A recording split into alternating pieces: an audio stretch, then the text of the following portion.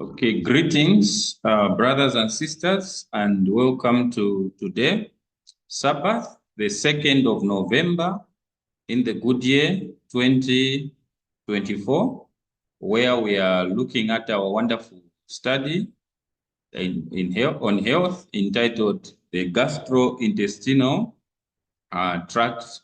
And so we hand over to Brother Keagan Banda for the prayer thought and prayer so that we may continue. We shall read Proverbs chapter 4, verse 20 to 22.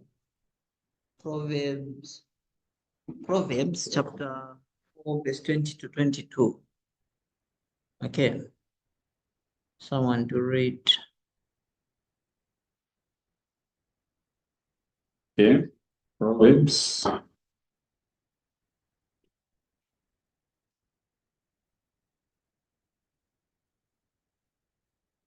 Chapter 20, verse 22? Yes. Okay. Chapter 4, verse 20. Oh, yes, so sorry.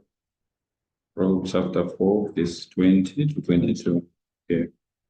Verse 20 says, "My son, attend to my words. Incline thine ear unto my sayings." 21. "Let them not depart from thine eyes. Keep them." From thine. Pardon? Okay, correct. Incline, correct. "Keep them in the midst of thine heart." Verse 22. "For they are life unto those that find them, and health to all their flesh. 22. Okay. So what have you noticed here in the reading?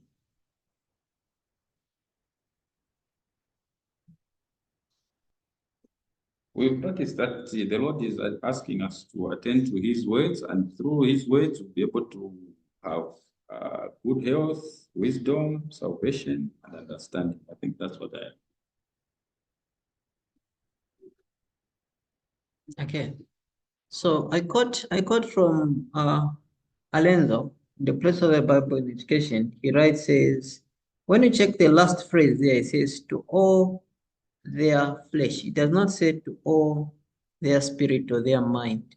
It says, for they are life unto those that find them, and health to all their flesh. It does not say to their spirit or to all their mind. So, but to all their flesh. So he continues to say, it is the flesh that disease takes hold of, but the words of God received into the heart and treasured in the life and allowed to be indeed the spring of the life, this is health to all their flesh. To all their flesh, not to all their mind or their spirit.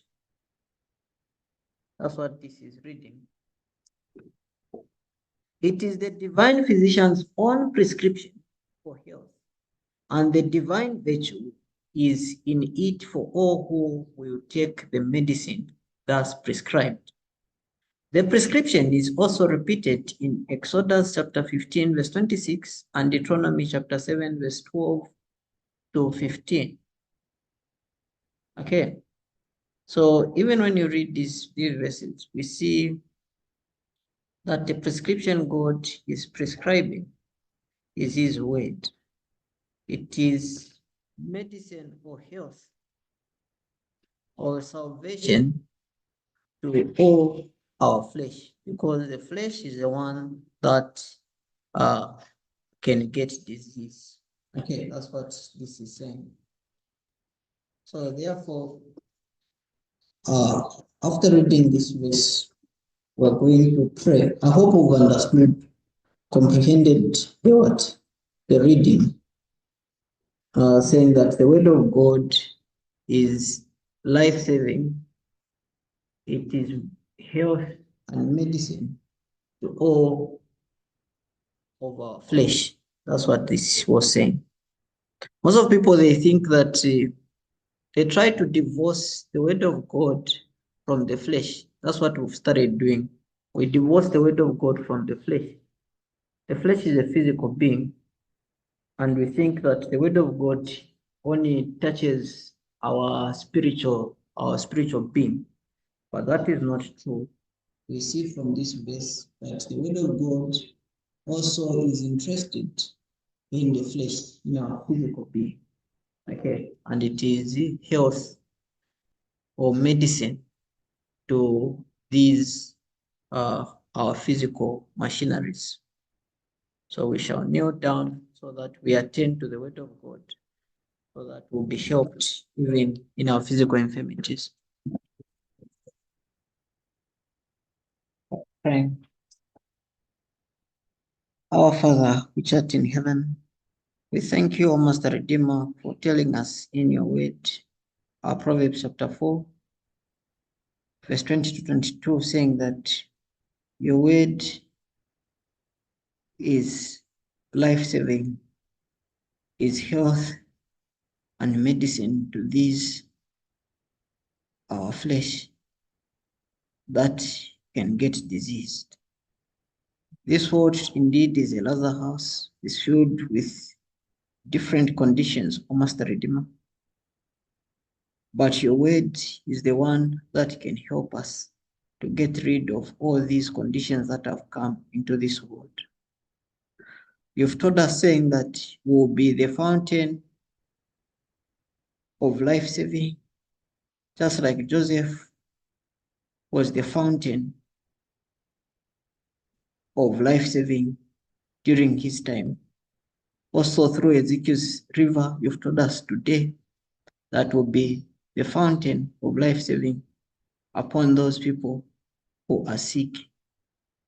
May you indeed, O Master Redeemer, heal us and heal all those people who be able to look for the balm of Gilead for healing from you, O Master Redeemer. May you help us understand and comprehend this lesson that you have prepared today, for it is life-saving, as you have taught us. Prepare our minds and our brain cells to comprehend. In the name of Jesus, we do pray, thanksgiving in our hearts. Amen. Amen.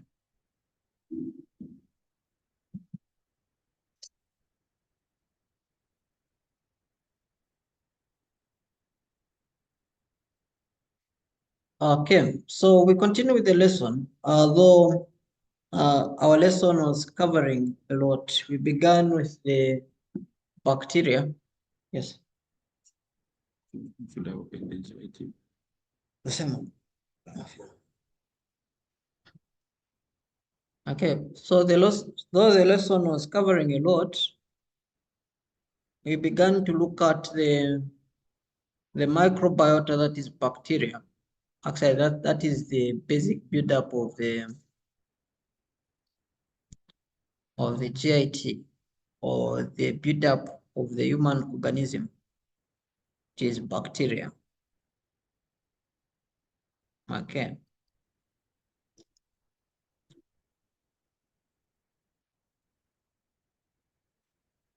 So we are going to look at,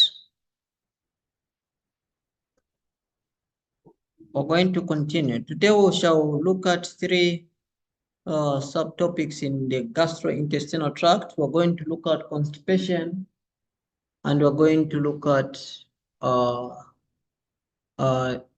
eating of the third meal. That's what we're going to look at.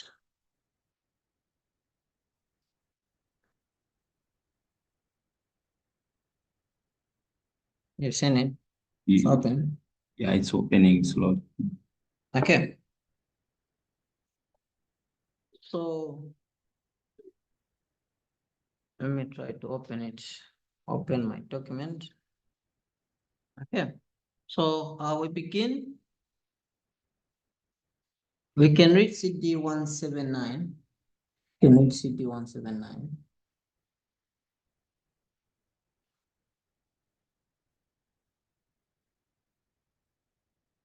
Are you there? I'm not lost. CD 179. CD 179. Okay.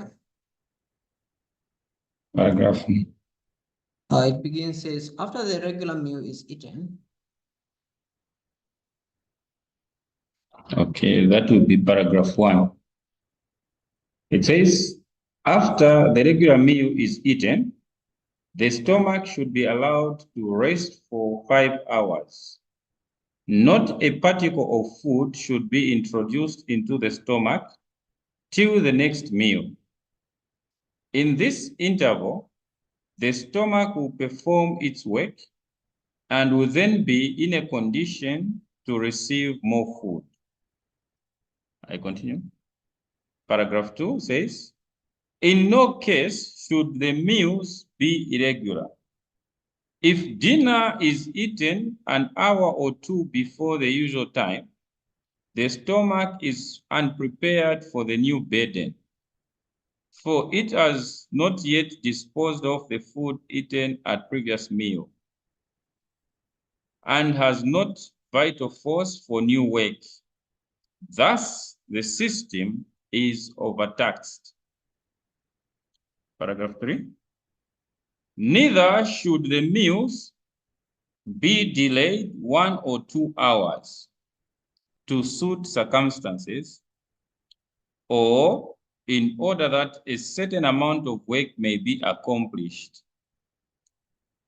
The stomach calls for food at the time it is accustomed to receive it.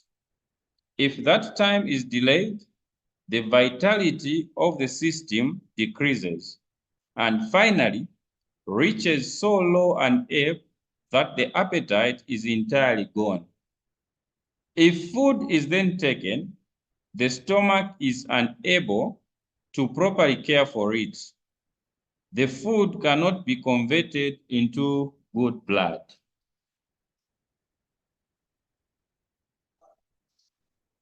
Okay, from CD 179, what have you put in from these 3 paragraphs? The first thing that we note from here is that the time that the stomach should be allowed to rest is 5 hours. That's what we have seen. After we have eaten, the stomach should rest for 5 hours. Okay, 5 to 6 hours, at least the stomach should rest. And not any particle of food, not even a nut or an apple, should enter or introduced into the stomach till the next meal. Okay, till the next meal is eaten. That's the first thing that we've ascertained. The second thing is that the body is usually accustomed. We should follow what you call regularity. Okay, because the body accustoms itself to eating at a specific time, and we should not delay 2 hours or so. After five to 6 hours is passed, we should not delay 2 hours or so to eat the food. That's what we want. Actually, so we should not introduce the food before the stomach has done its work, because fermentation is going to happen. Number 3 is that even after digestion is done, after 5 hours, then if we introduce to eat food, we should not. This is the one. Where is it?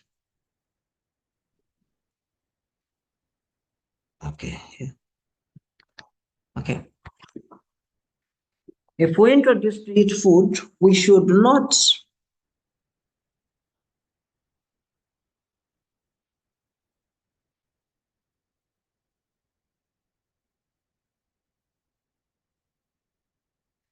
if we introduce to eat food, how do you do this?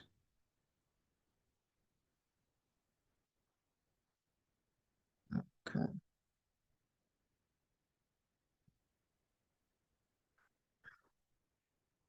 It says if we introduce to eat food, okay, before time, yeah, it says before time, what happens? You discover that the body will not be prepared to care for it. It will ferment. Then again, if we tolerate to eat food, after the usual time and time has passed, the food again is not going to be properly cared for. Therefore, it will not turn into good blood. That's what he is saying. Okay, let me repeat. Because for instance, when we eat food, the body has to turn the food into glucose. And once it has turned it into glucose, what happens is that the excess glucose is stored into the liver and the adipose layers of the skin, or that's what it does. That is the insulin. Then some of it is stored into our muscle. It's used, is put into our muscle so that we use it. Then there's a time when the food that is stored in the reserved food, which is turned into glycogen, which is stored into the liver and the adipose layers of the skin, is reserved for a purpose. The reason why it is reserved is that in case we delay, like the Spirit of Propheccy is saying, in case we delay, because the digestion has to take 5 hours of rest. Okay, so in this time digestion is happening in the 5 hours to 6 hours. Then it happens that you delay to eat. Okay, you delay to eat, then you reach, instead of 5 hours, you reach 7 hours without eating. That the 1 hour, because the approximate time is 5 to 6 hours, then the 1 hour delayed, the body will reach in that 1 hour, will convert the glycogen, the reserved glucose, into energy. So it will have a solution saying, okay, since I'm reaching into the low ebb, I'm going to look for the other alternative energy. It's going to get to convert glycogen into glucose or energy.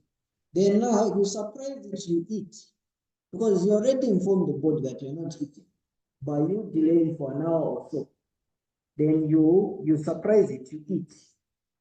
Then the Spirit of Propheccy tells you, saying that the food cannot be converted into what? The stomach is unable to properly care for it. The food cannot be converted into good blood. Okay, so I tell people, those people that have accustomed themselves to eat, they don't eat morning, they eat only, lunch. They eat lunch. The body, because in the morning, Spirit of Propheccy has told us, saying that the body is ready to receive enough food in the morning. And you don't give it food in the morning. Instead, you give it food at lunchtime. What happens is that the body will reach for glycogen and convert it into energy or glucose. Then the time you eat at lunch, the body will not, the stomach will unable to properly care for the food that you're going to eat. Therefore, the food is going to be converted into bad blood. That's what happens. Okay, so we're not supposed to eat. It's better to fast. If you haven't eaten in the morning, then you plan to eat in the evening or at lunch, it's better for you to fast. Okay, that's what this quote is saying. If you analyze it, it's better for you to fast, because you're going to convert your blood into poison or bad blood. Then you have a lot of conditions. Okay, so Spirit of Propheccy is careful when he's telling us this. Okay.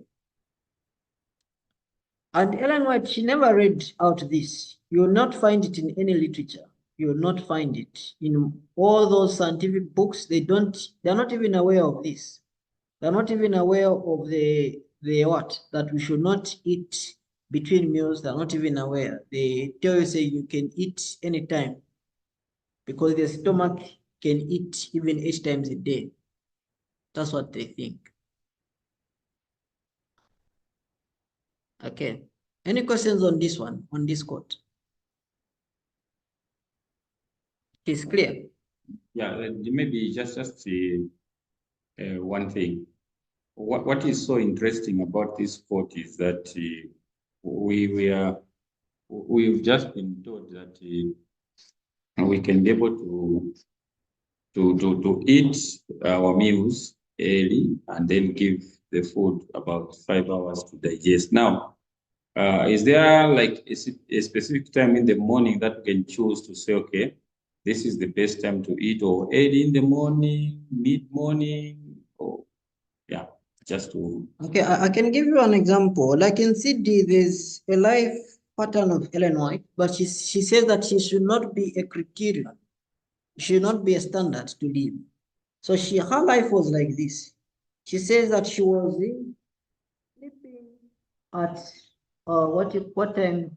She was sleeping at 17. That's the time she was sleeping. She was waking up 02 or 01. She used to write a lot.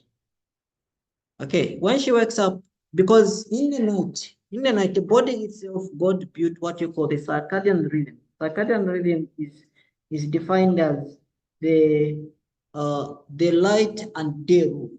The night and the day rule. So in the night time, the body releases some hormones for the night, which in this time you can't feel hungry.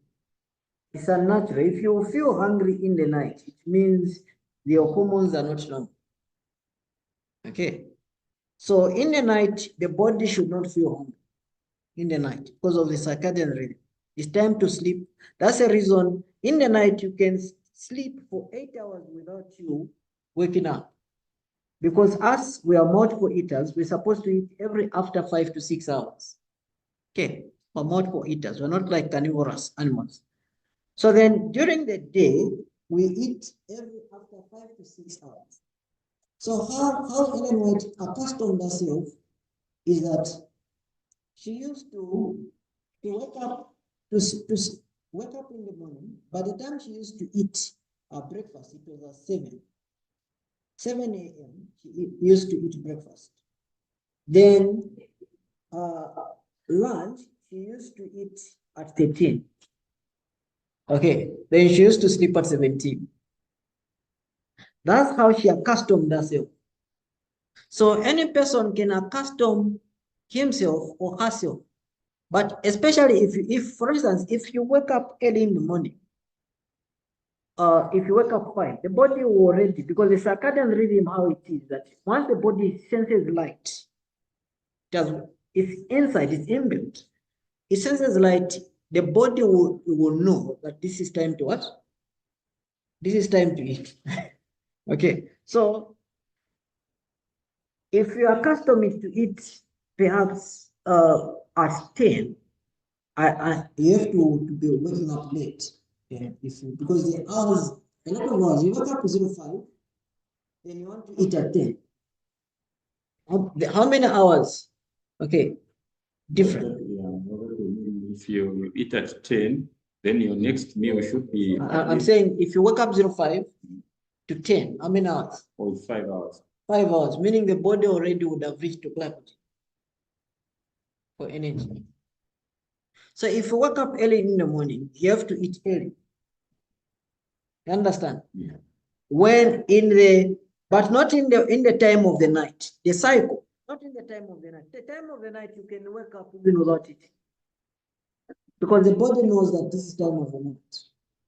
That's the thing that you have to understand. Okay. But when those people who eat in the night, they know they can eat in the night, but it's still more. Because the body knows that this is the night, digestion will not properly happen. It usually does. It usually does. Okay. So according to the body, God put the laws of nature instilled in us for a rebuke to us. Yeah, because the reason why I asked is, like, for instance, like these days, you will find that, let's say you have a Zoom meeting, maybe at 20 to 22. Then you sleep there after for about 8 hours.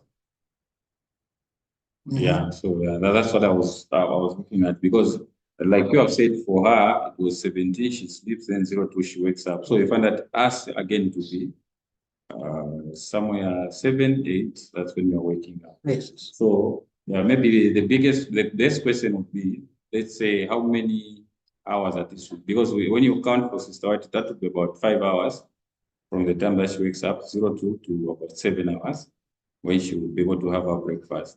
Yeah, so I was just looking at that, because you are looking at also somebody waking up at 05, then it's at 10. So you'll be able to see that the time difference is the same, of 5 hours. The only difference is that the time she wakes up 02 is still in the night cycle. But if you wake up at 05, you're in the day. You're just about an hour before. Yes. Just like you remember, you'll find if we're looking at the course of sleeping, she'll tell you there's a certain court which tells you saying that a specific time, she even had to put a rule for the people. You remember when they were running a school, she put saying 21:30 lights should be off. You've read that quote, huh? I think that's what we were using even at school. By 21:30, we were told to say the lights should be off. Yes, the lights should be off. Then she says there are again other quotes which tells you saying that 2 hours before midnight of sleep is the best than the sleep that you would acquire, that you would get after midnight. Because she knows at midnight is when now the resting hormone, melatonin, is affected at midnight. Okay, the same midnight, but again, melatonin can only be affected at midnight when you are enough sunlight during the day. Okay, then this is the same circadian rule where the rest is affected at midnight.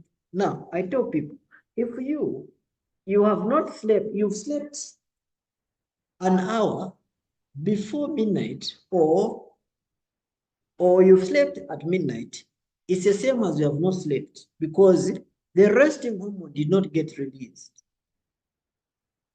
Yes, disturbing your body. Then even when it comes, you sleep, then you sleep up to, what is this? Up to 05. 05 you wake up. The day is affected. You have to eat. According to the light given us, you have to eat more calories because you haven't eaten. I mean, you have not had rest. You have robbed yourself of what? Of the energy. Yes. Because not sleeping is the same as robbing yourself of the energy that you're supposed to expend the next day. That's what we've been taught. Okay. So we have to understand that. I hope that answers your question. You know? Yeah, because at least now I understand from the day versus the night part, what happens during the day and what happens during the night. So you have not to waste more time as you wake up early. Okay. But in the night, you can, if you choose not to sleep, you can choose not to sleep. But we know it's breaking the laws of health. But sometimes, for spiritual sake, others wake up, they do what you call break the night, but they should not eat in the night. Okay, we've seen the example of Jesus Christ. When you read GA, we see that Christ, it was a custom that they would go to the Garden of Gethsemane and pray with the disciples. That wasn't the first time when he sweated, when they went there, and eventually he went to pray alone. Spirit of Propheccy still saying that they used to visit the Garden of Gethsemane. By that time, it happened that his time was ripe for him to go and be crucified. Okay, but they used to go in the night and pray. Okay, spend the night and pray. Then others, the disciples, they would sleep. Others, they would continue praying. Okay. That's even knew where to find. Yes.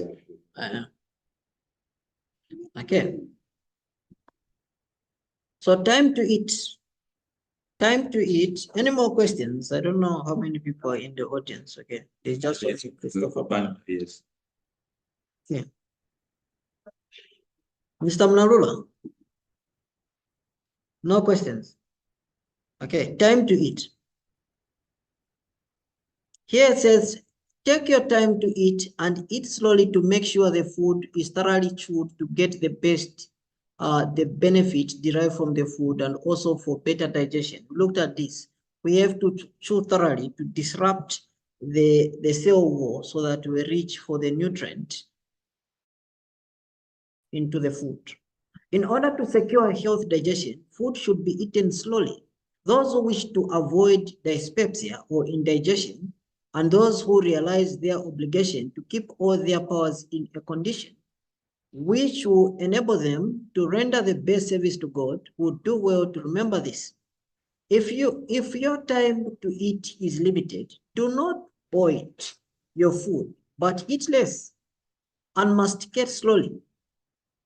The benefit derived from food does not depend so much on the quantity eaten as on its thorough digestion. Nor the gratification of taste so much on the amount of food swallowed as on the length of time it remains in the mouth. Those who are excited, anxious, or in a hurry would do well not to eat until they have found rest or relief. For the vital powers already severely taxed cannot supply the necessary digestive fluids. Okay. Yeah. If you are anxious or you are excited, you shouldn't eat. Correct. And if that excitement is around the time that the 5 hours have elapsed, so it means it's better you just fast instead of even eating or waiting for you have to rest or fast. For instance, okay, council tells you saying you should not be excited. So you have to prepare before eating. You have to prepare a specific time to a bit rest so that you come back to, for instance, those people that do manual work because they're doing excessive work and they are excited during that time, they should not immediately break to eat. Just like you're from running, then you go straight to eat. No, you should have a specific time to rest. Okay, when you rest, then now you can eat. Yeah, because my interest is maybe where I say maybe you are anxious or excited. Because what I'm looking at is there are times when you may prepare your body that I'm about to eat. Then some news and other things happen that trigger either the anxiety or the excitement. That's where I'm basing it. Yeah, knowing for sure that as an individual can be able to prepare psychologically, be ready, but just maybe before your meals, some news or other things pop up and unexpectedly, then you become either anxious or excited. I remember when Brother Mnara was promoted for the first time before he was having a meal. So he ate, so he was wrong to eat. Okay, so we should not be excited, but there's a room. Remember that Ellen White, she did not only tell us saying 5 hours, she told us says 5 to 6 hours, the other quarter. So meaning I don't know what was in her mind to her to mention to add an extra hour. Maybe mind, but God, it's yes, God yes, again, yes. yeah. So Yeah. God understanding the nature of humanity, maybe, yeah. Yes, so God understood saying maybe in the hour's time, the body can have time to rest, relax, so that it is prepared to eat, to receive food. Okay. But if you happen that in the 1 hour you have not acquired that rest, you are still excited, it's better not to eat. These laws are beginning to be tough. Very. Yeah, because you see, this is why we love inspiration. Because you break the rule, it is you who suffer again. Because, for instance, we all need good blood. And so we are saying that we are surrounded by a lot of diseases, not because that disease is prevalent, but because we have been careless in one way or the other. Yeah, so if by my improper eating, I'm creating bad blood within me, then who do I blame? You see? So you see that it's 100% on me. So these are things that now we need to take seriously and consider, because like we are taught to say, the longer the food stays in the mouth, the better for us, because that is when it is well mixed, and that not just remaining in the mouth for a longer time, but the longer we chew it, isn't it? Yes, especially those of us, like you mentioned, who eat vegetables, that we need to break the cell wall to get the sap from the vegetables, because that is what we need. Yeah, because there are certain instances, right, where somebody goes to the loo, you'll be able to see it was a rape, then you see the rape again in the system. So it shows that there was zero benefit from that food. And yet somebody feels and thinks that he chewed. You see? Yeah. So those are some of the things that now, because like the way we are learning these lessons, me, I'm appreciating in the sense that I'm seeing how slowly but surely we are now understanding that as we see the stew and everything else, we can be able to gauge and see that this is not the right kind of fecal matter I should be producing. Yeah, so that is more like a daily lesson.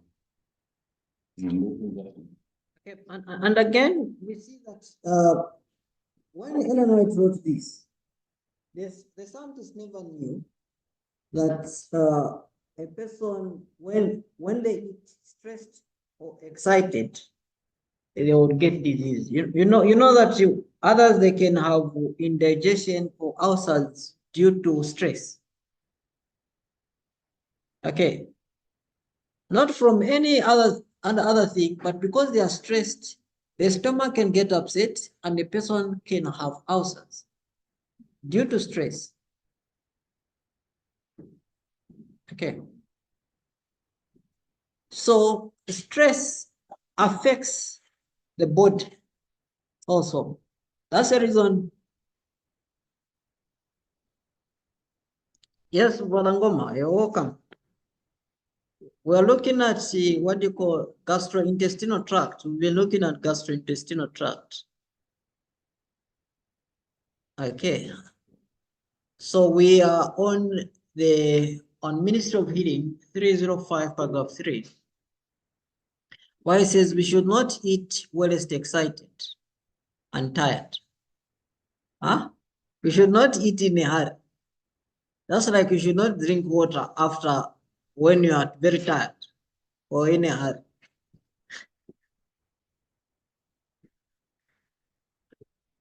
Okay, that's what we're looking at.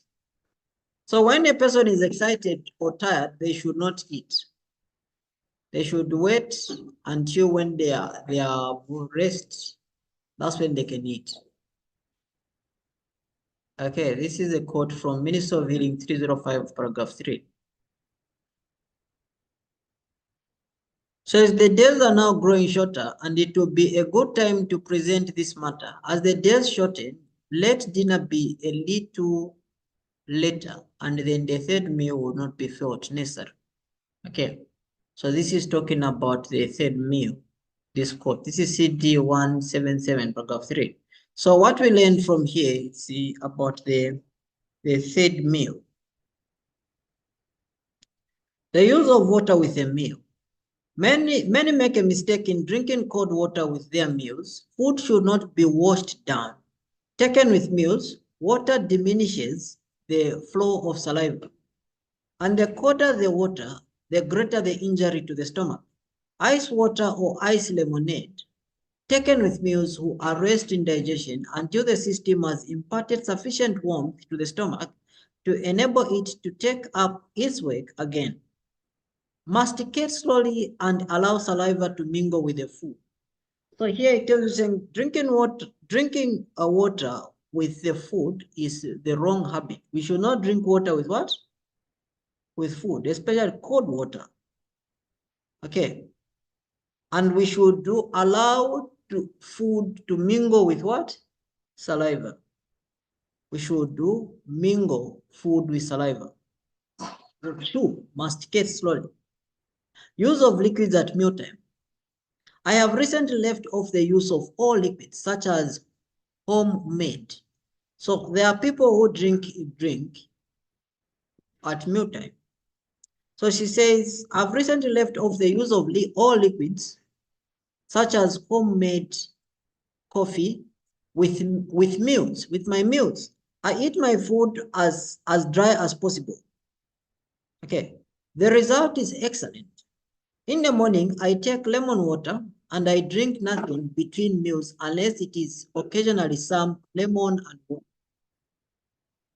Okay, so she would drink lemon during actually it's occasional, she would drink lemon water in between meals, but she would not eat. Says, at the table, I do not eat many things either. I use dry peas boiled, then strained, then baked and canned tomatoes. These tomatoes was her favorite. When fresh, I use the tomatoes and cook with bread. This is my principal article of food. So she says this is the principal article of food she uses. This is 21 manuscript releases, 290. So we go to warm water and bowel movement. Warm water and bowel movement. It says to overcome poor digestion, drink warm water an hour before and 2 hours after meals. Eat slowly and thoroughly masticate your food, mixing as much saliva with it as possible. Always leave the table while yet hungry, and by all means keep your bowels open. 3 bowel movements a day are advocated by health authorities. Never less than 2. Mark this point. Do not lightly pass over it. For here is where the greatest share of diseases spring forth. Quickly attend to this business, for you cannot afford to make your body a septic tank for any length of time. If you have been constipated and are suffering as a result, you need a thorough cleansing, not by 3 bowel movements a day, but by 5. Even then, it will take a period of time before any apparent healing results can be obtained. So you've seen here, even from here, it tells you saying that we should not keep our body, our colon, a septic tank for any length of time. That's what it says here. In short, we should not be constipated. And the health authorities, they know that if you eat 3 times a day, you should have 3 bowel movements a day. Yeah, this now helps us to understand. I want to compare with what we are learning. Let's say we are told that we are supposed to have at least we have to wait for at least this 24 hours for what I eat. If I eat now, yes, 18 to 24 hours. Yes, I still see that food the next day. So when we are told to say it is those 3 or so bowel movements that one should experience in a day. Yeah, so I want to understand more on that one, because we have regular times when the food is able to have its route or routine completed in the human body, which is 18 to 24 hours. And then, yeah, and then there's also that suggestion now that should we be constipated, the numbers of bowel movements should increase even up to 5. Yeah, so. Okay, so when you look at here, to answer your question, when you look at here, if you eat at 6 a.m., you eat 3 meals. Okay. So the next time you're going to eat is tomorrow. Tomorrow 6 a.m. Difference is what? 24 hours. You eat at 2. Next Huh? Difference, it will be the same. It will be the same. It will be the same. So then now, if you only eat this time, but you only go to the room this time, you have tons of fecal matter in the colon. You're making your colon to be a septic tank. That's what happens. So we should evacuate, empty the bowels according to the meals that we take per day. That's what here Victor Houteff tells you, saying, is quoting, saying the health authorities, they tell us saying that we should have 3 bowel movements a day. Okay. That was an answerable number. Yes, correct. Oh. Okay, so we should have 3 bowel movements. And I tell people, because according to the definition of health, they say constipation. Constipation is when a person does not have what you call bowel movement, or does not evacuate the bowels for 2 to 3 days, or in a week they evacuate maybe twice. They say that is defined as constipation, but that's not so according to cancer. Constipation is if you eat 3 times a day, you go to the toilet once, you are constipated. Okay. I see a lot of people with tummy. Okay, may I see sign? You can just palpate. You touch your tummy. You see that the tummy is growing. It means that you're constipated. It means you are not going to the toilet as you should. There's this 2. Okay, because if you eat 3 times a day, there's no way you can go to the room once. There is a pound of poo remaining in the what? In the colon. And most of people, they think that is gaining. That is not so. The whole people today, they started saying that is a visceral fat, the fat that is around the waist. That is not true. That is poop. Okay, around, that is building up there. So he even goes saying that you should have. Remember, I was doing someone, did someone like an animal would do animal, or even 5 times. Say, no, 5 times, that's a lot. No, look at, even when you are constipated, according to this quote, it tells you saying that you should go more than 5 times to the toilet. Imagine, you are going only once, maybe for how many years? Huh? Then he tells you saying that when you are constipated, you should not go 3 times a day to the toilet, but you should go more than 5 times what? A day to the toilet. You cleanse. But today, the tricky part of holistic approach. Holistic approach, we just do, I don't know who discovered this, but has been the holistic approach. Even to us, we used to do that. When children used to get sick, we used to do enema, or we get a soap and put it in the rectum, in the anus part, to provoke the bowels, and the child would do defecates, then would feel better. That's how we used to cure most of the conditions. Okay, we used to cure like that. But today, when a child has fever, we look for what? For paracetamol or other medicine. But we used to manage fever or other conditions just by making the child defecate. Or holistic approach, how we manage conditions. When a person is sick, we just we give a cleanse, because we do not know what the condition is. Let a person purge. Once a person purges, most of them, they feel okay. They feel energetic and cured. Actually, we're going to find this quote in cancer.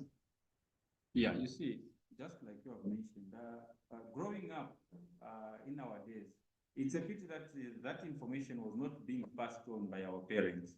You know, they used to have those small animals. They just call it a kapompero in our local language. And when they see that the child, like 2 to 3 days, doesn't go to the loo, they just get that, then they push it, and then the child goes to the loo. We find that the child is even happy, and you know, there was that retardation in activity. Yeah. And then there was also other times when somebody, I don't know how you will explain that one, where like they are somebody's purging, then they'll get tomato leaves, then they squeeze them, then they try to, yeah, they squeeze them in the rectum.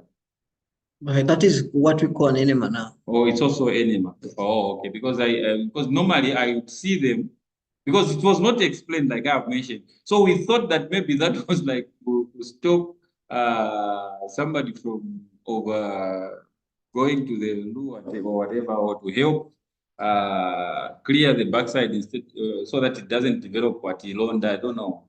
There are a lot of things. They were just saying, but not like helping us understand what exactly was going on until we have lessons like this that at least now we are getting to understand. So we should be able to pass this information to our children so that at least they become better parents than we have been ourselves, because we have overlooked these things big time. Yeah. So we looked at, you know, olden time, most people think enema is only evacuating. That's like what Peter has explained. Enema, we used to feed, or we can feed someone using enema. Okay, because the microvilli that is found in the mouth, it's not only found in the mouth, it's also found in the rectum. That's the reason in medicine they say there's what you call what do you call medicine, where a person would put in the anal or vaginal, and the person would take the medicine through that. Okay, so for instance, if you want to feed a person who has less water, okay, not using the what? The drip, huh? You don't want to use the cannula to feed a person who is dehydrated. You can use an enema, but that enema, you use warm water. You can use warm water, putting in an enema, and rehydrating the patient. Don't make a mistake. You put cold water, because cold water does constriction. So it will remove the bowels. At first, when we were learning enema, we made a mistake. We wanted to evacuate the bowels, to remove the bowels, to make the person poop using an enema. What we did, we put warm water. So the person, the client, did not have water. So that entire enema was absorbed. We were waiting, okay, but yeah, we're waiting for poop. No, to no avail. So so then we further. Saying, no. It's the one, if you want to make a person poop, that's the reason the poo, if you want to make a person poop, use cold water or use some substance, like other substance that we use, because the body will not appreciate soap. It's not good. So once you inject it with soap, the body wants to quickly remove it. Then a person will poop fast. Or cold, they want to remove it. So use cold if a person wants to evacuate the poop. There's two. We use warm if you are feeding the body. You can feed the body. So just like that, they would, if they see that the child has lost too much, okay, has had a lot of diarrhea, they were doing also enema where they would get tomato leaves, because tomato leaves is antiseptic. It kills bacteria, bad bacteria, and also it feeds the flora, okay, the bowel flora. So they would get the same tomato leaves, okay, and they put as an enema. But during that time, they would put in a syringe or put direct. Then the person will have, even if they have what you call rectal or colon prolapse, because when you have you've poo-pooed a lot, these the rectum becomes weak. So there's what you call a rectal prolapse, where the tumbo comes out. Tomato leaves were very good for that. Okay, and they would do that. Or even to bring back the prolapse, they would just put tomato leaves. You just put it there and put it back with a glove and insert it. The person will be okay. Very simple. These ones, the health practitioners, there are few that know it. Because all what they know is suppositories. Suppositories is a person, they have a jail. Actually, they have a jail where if a person is sick, that hasn't gone to the toilet, they have suppositories where they put it there at the hospital. They do that. Okay, because they know. So we have to learn these things. Yeah, it says breakfast to eat like a king. It is the custom and order of society to take a slight breakfast. Yes. Maybe. Yeah. Can we come So that we. On tomato leaf, can it work to an elder person if you do that? Correct.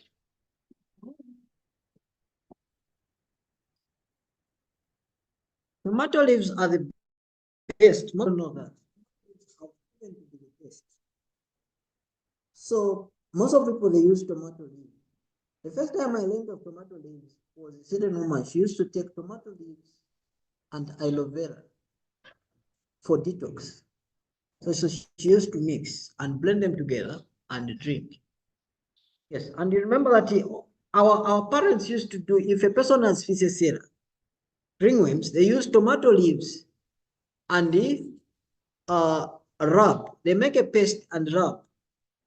But when you learn tomato leaves, you discover that you can drink and rub for ringworms. Okay. They work also for deworming. They do that. So they are the best when it comes to, so what? Or they are medicinal. So And- yeah, and- I like it there, Yes. brother. Yes. In terms of maybe you want to eradicate ringworms or you want to detox, what quantity of aloe vera mixed with the tomato, so that at least it becomes easier for us. Anyway, the quantity, there's no overdose because it's difficult to quantify the aloe vera. The problem is on the aloe vera, it's not on the tomato leaves. Okay. But what we usually do is a leaf of aloe vera and or 3 stalks, stalks of what do you call tomato leaves. Then you blend them together. Then you take what you patch. Okay, so you can take that 3 times or twice a day, the same that you would have made that day. That's a dosage for a day that you would make. Okay. Others, they would put turmeric. You put half a teaspoon of turmeric or a teaspoon of turmeric so that you deworm and cleanse thoroughly. To work for cancer, for colon condition, and any worm, because you know what turmeric does. It's the same as what do you call tomato leaves would do, and also what aloe vera would do. Okay, Yeah, so and you have a better skin. Preparation. Preparation, you add water. Okay. Yeah. Yes, you add water. Others they use a blender. Use a blender, like a cup. You do 500 ml of water, warm water, then you blend. Others they prepare. How you prepare aloe vera? You get the gel from aloe vera. You remove the what do they call those maminga? Thorns. You chop the thorns, okay? Then you cut it apart, then you remove the gel or the jelly out of the aloe vera, out of the leaf. Then you put it in a blender. If you do not have a blender, others what they do, once they remove the what, they cut it and get you can use there are two methods which you can use. You can use what you call boiling method, that is decoction. You can use infusion method. Infusion method is where you boil a hot water, very hot water, and you cut or you pound. Then you put the aloe and the tomato leaves and the turmeric inside. That is infusion. You are infusing the leaves into the hot water. Or you can use the boiling method, where you can cut the aloe vera and boil them, and 30 minutes, you boil them for 30 minutes, and you put in the tomato leaves and the turmeric. Okay, you can use that method. The only difference is that that method of boiling is that some nutrients will be lost, because some nutrients they get leached when you boil. Okay, that is the difference there. Then the other one is of a blender. If you have a blender, is the quickest, where you can just get warm water and you put in 3 stalks of tomato leaves, 1 leaf of aloe vera, you chop and blend them, and turmeric, then you sieve them and drink. Why do you remove the gel? Why do you remove what? Like you are saying, you remove the. Yes, the gel. That's the one you use. Instead of you just get the gel and you push it into the blender. Yes. Then you throw away the. Yes. Okay. That's what I want. Yeah, because somebody told me that the gel is the best from aloe vera. Yes, it's the one you use. Okay. Okay.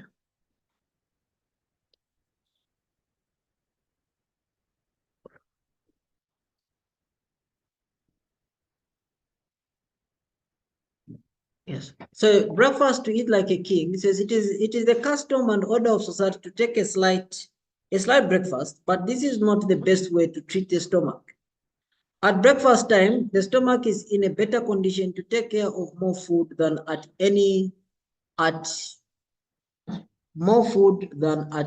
the second or third meal of the day. The habit of eating sparing a breakfast and a large dinner is wrong. Make your breakfast correspond more nearly to the heartiest meal of the day.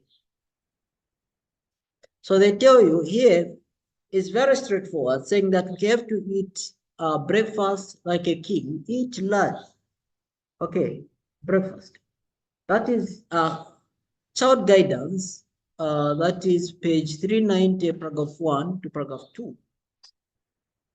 Says two meals is better. Says the practice of eating but 2 meals a day is generally found a benefit to health. Yet, under some circumstances, persons may require a 3rd meal.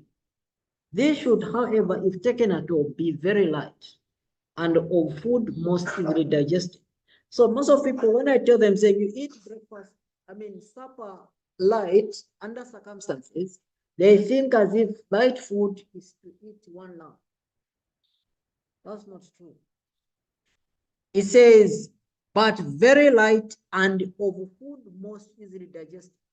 So the food most easily digested are food that digests less than how many hours? Less than 5 hours. Food that digests, the same does not digest, less than 5 hours. So you eat food that is light. The food that is termed light is food that can digest only in 2 hours time, like fruits. Okay. And she's specific. She tells you what food to eat. Okay, I'll quote that. When students combined physical and mental taxation, the objection to the 3rd meal is to a great extent removed. Let the students have the 3rd meal prepared without vegetables. So she tells you, saying vegetables is not necessary for what? For a what? 3rd meal. A 3rd meal. But with simple, wholesome food, such as fruits and what? Bread. She tells you exactly what you can eat at what? At the 3rd meal. This is Counsels for the Church, page 224, paragraph 3. Third guidance, I've already read it. That one is it was 390. The one that I was telling you, saying to eat like a what? A king. Then this one, this is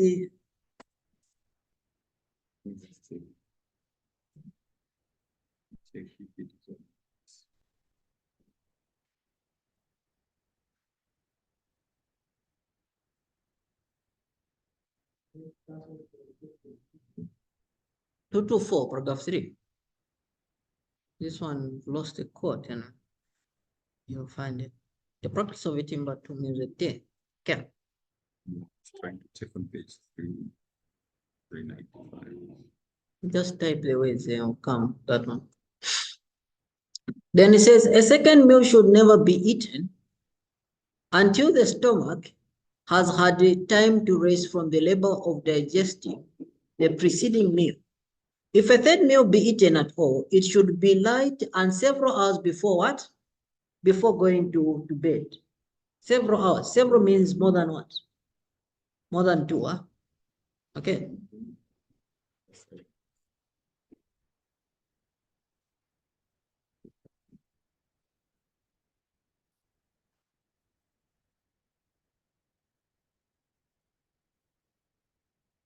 It says a second meal, I've already read this one. This is CD 158, paragraph 1.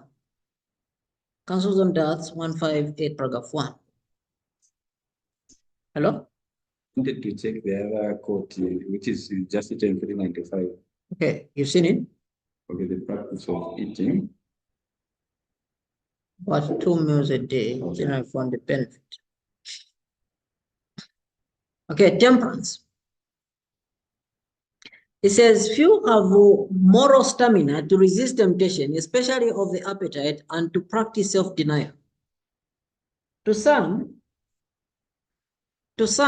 it is a temptation too strong to be resisted, to see others eat the third meal. Like for instance, you see your partner eating the third meal. It's a temptation that you can't resist. They imagine they are hungry. They would begin to think they are hungry. When the feeling is not a call of the stomach for food, but a desire of the mind that has not been fortified with firm principle. Remember that it's the one that sacrificed who? The twin brother to Jacob. What name was he? Esau. It was not because of hunger, it was appetite. It's the same as the what do you call first parent. Okay. It's also okay. It is also the same of our first parent. Our first parent because of appetite. So here it tells you we usually have this temptation in the night. So it says when we see our friend eating, we usually imagine that we are hungry, but we are not. When the feeling is not a call of the stomach for food, but a desire of the mind that has not been fortified with firm principle and disciplined to self-denial. The walls of self-control and self-restriction should not in a single instance be weakened and broken down. Paul, the apostle to the Gentiles, says, I keep under my body and bring it into subjection, lest that by any means, when I have preached to others, I myself should be a what? A castaway.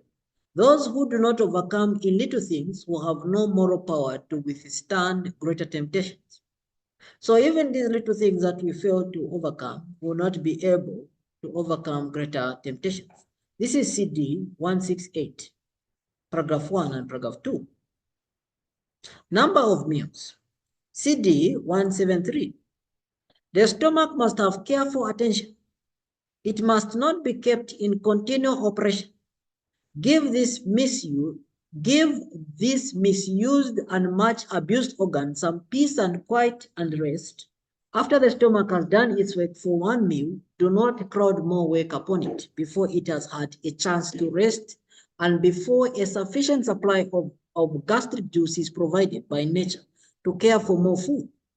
5 hours at least should be elapsed between each meal, and always bear in mind that if you would give it a trial, you would find that 2 meals is better Okay, 2 meals are better than what? Than 3 meals. This is CD 173. Okay.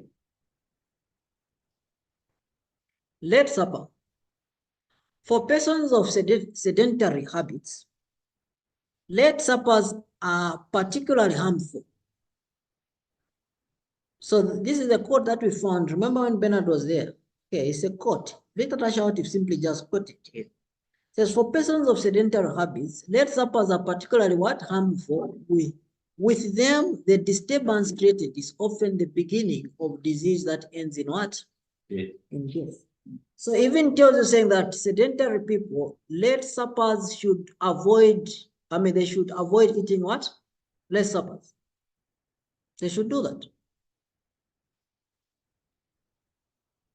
In many cases, the faintness that leads to a desire for food is felt because the digestive organs have been too severely taxed during the day. After disposing of one meal, the digestive organs need rest. At least 5 or 6 hours should intervene between the meals, and most persons who give the plan who give the plan a trial will find that 2 meals a day are better than 3. Okay, so she tells saying that there's a forced faintness that you feel. That forced hunger or forced faintness, it's because the body muscles, they are contracting. Because you were eating throughout the day, and the body is now resting, the organs are contracting to normal. Then you feel as if it's the what? The fuel to eat. Many indulge in the pernicious habit of eating just before sleeping hours.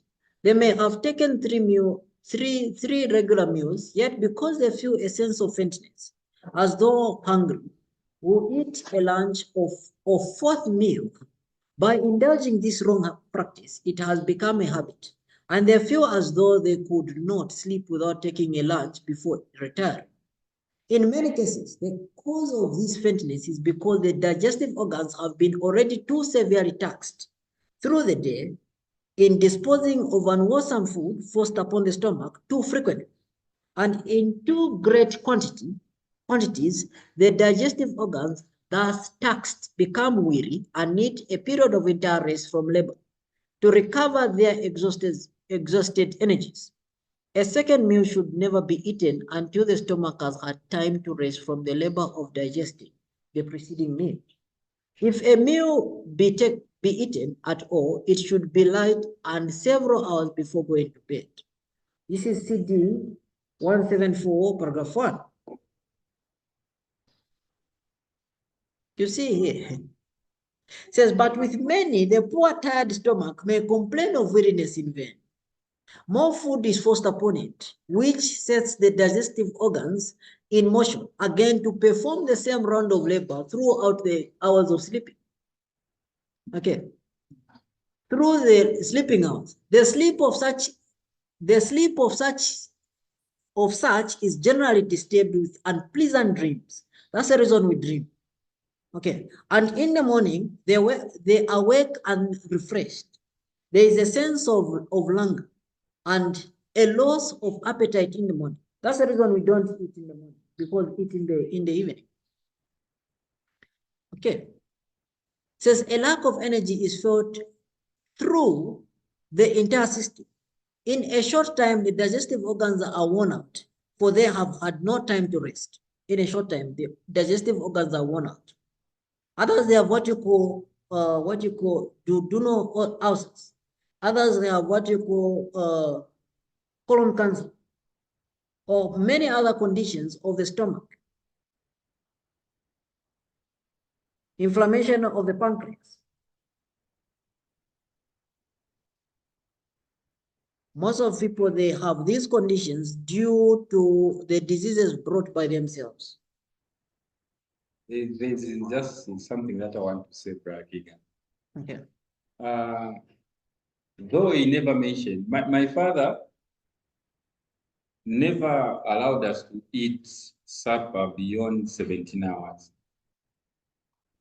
is between 1730.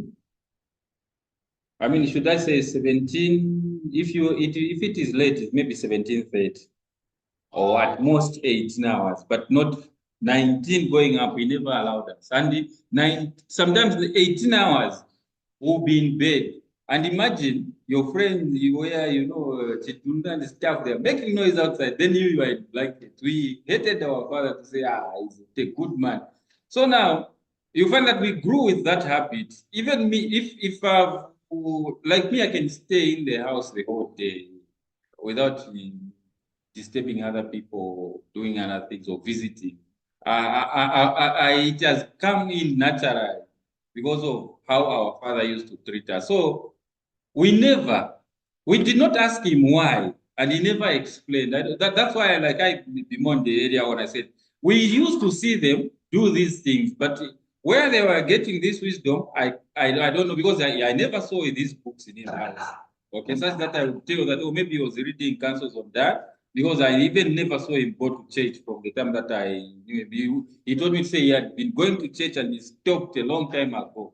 So now you can understand that we were brought up in an environment that we never ate beyond 17. And then by 19, you are fast asleep, you are sleeping. We would be in blankets, but we'll sleep maybe up to like 19, 20 hours, just like that. So we hated our father, unknown to us that actually was helping us with the best of things. And when you wake up in the morning, except maybe the breakfast was the usual tea with yolk, eggs, and stuff like that, early in the morning. Yeah, but there was a time when we went now into secondary school. Now, in secondary school, there was no time to prepare breakfast. So just rise up early in the morning and go.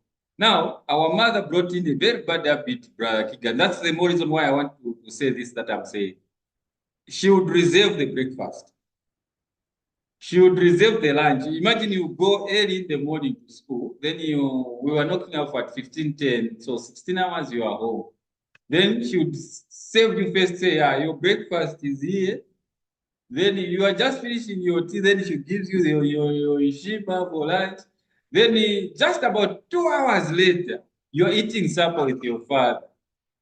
Yeah, so that trend went on for some time until one day, I don't know for what reason, Dad was home.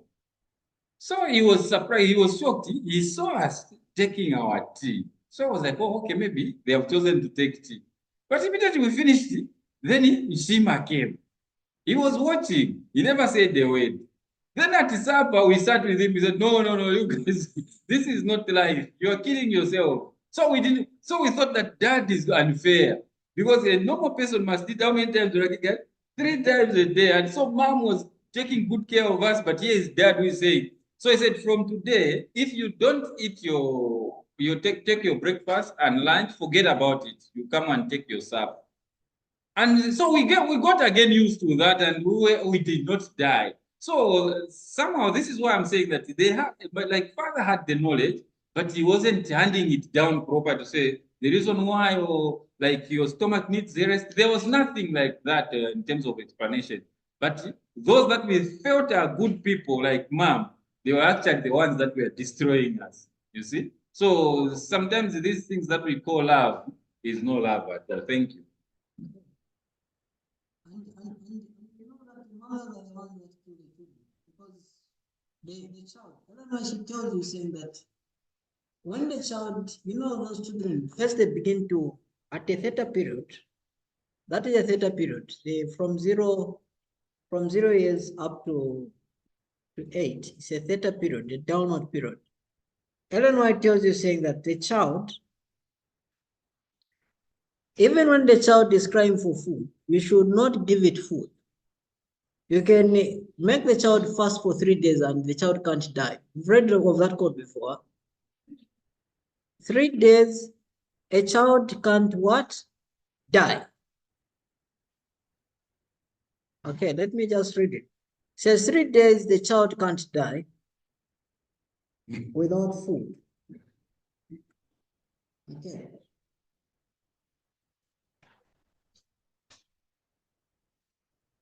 You understand, huh? Let me just. Okay, I'll find a quote for you. Where counsel tells you saying that you should train the child. Okay. You can continue reading here, brother. I look for that. For the parents, the parents are the ones who train the children how to be behaving well. Okay. Let's start from where? Yeah, just here where it says many. Here, many are deceived and think that it is the want of food which produces such feelings. And without giving the stomach time to rest, they take more food, for which the time removes the fatness. And the more the appetite is indulged, the more will be its clamors for gratification. This fatness is generally the result of meat eating and eating frequently and too much. The stomach becomes weary by being kept constantly at work, disposing of food not the most healthful. Having no time for rest, the digestive organs become enfeebled. Hence, the sense of goneness and desire for frequent eating. The remedy for such is to eat less frequently and less liberally, and be satisfied with plain, simple food, eating twice or at most 3 times a day. The stomach must have its regular periods of labor and rest.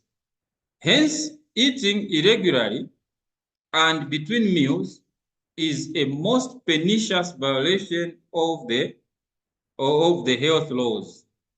With regular habits and proper food, the stomach will gradually recover. That is Counsels on Diet and Foods, page 175, paragraph 2.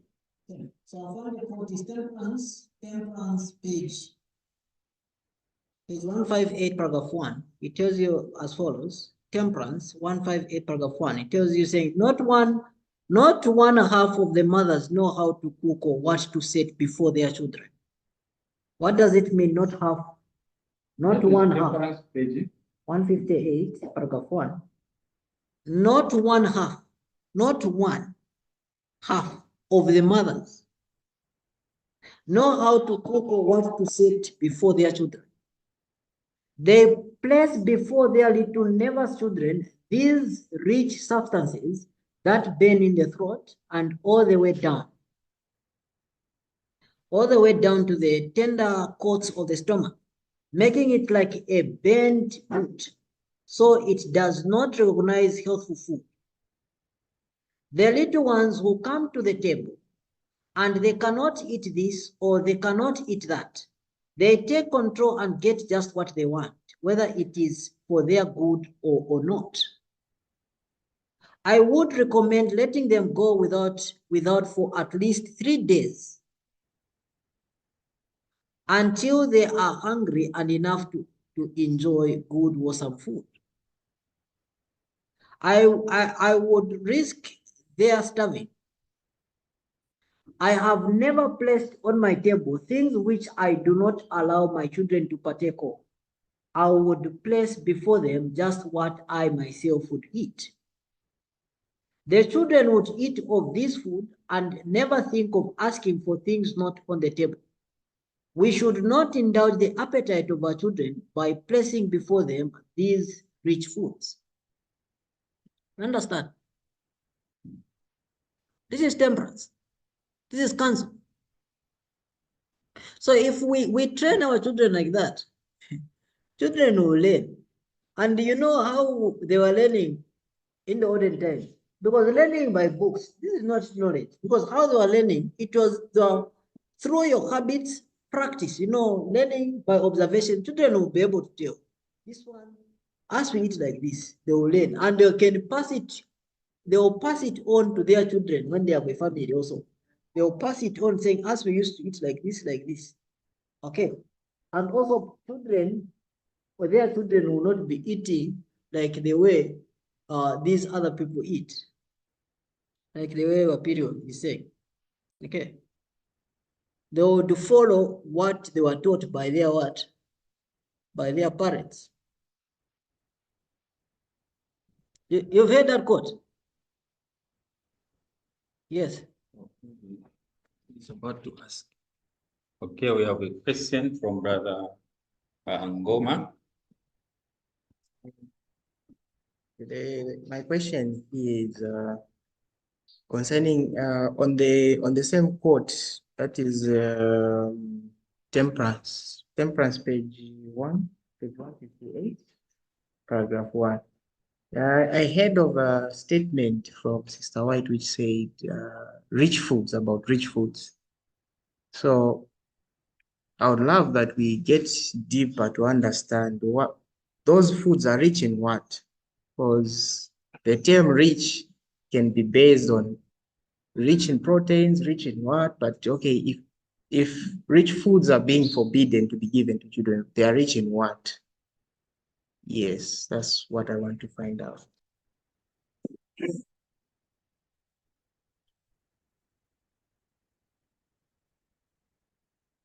Okay. Oh, yeah, you are referring to the quote that we read. Okay, so she uses the phrase saying these rich foods. She's described them how they are. She says, it says, they place before their little nervous children these rich substances that burn in the throat. Okay, they burn in the throat and all the way down to the tender coats of the stomach, making it like a bent boot. Okay, so it does not recognize healthy food. So in short says they burn. So we know that these are hot foods or spicy foods or foods that are not allowed to eat because says they are not healthy, they are unhealthy food. Then the phrase that you see says these rich, she continues, these rich foods. Okay, these rich foods I would not place at my table. And we know these rich foods, even Victor Houteff says that the rich, why maybe she uses the word rich, because customary, even in the Bible, the rich people are the ones who are eating what? Who eat food that are unhealthy. They eat breakfast meal, white bread. It's the rich people. They eat food, pork, big. They are the ones that eat unhealthy food. The rich people, rich foods. They are called rich foods. Okay, so these foods are not supposed to be put on the table. Okay, maybe just an addition to that, I think the next two paragraphs on the same temperance, page 158, when you go to paragraph 3 and paragraph 4, it helps us to understand certain things that are to be avoided. I read in your hearing, it says, it's under the subtitle saying paving way for intemperance. So paving way for intemperance. So paragraph 3 of 158 of temperance says, the tables of our American people are generally prepared in a manner to make drunkards. Okay?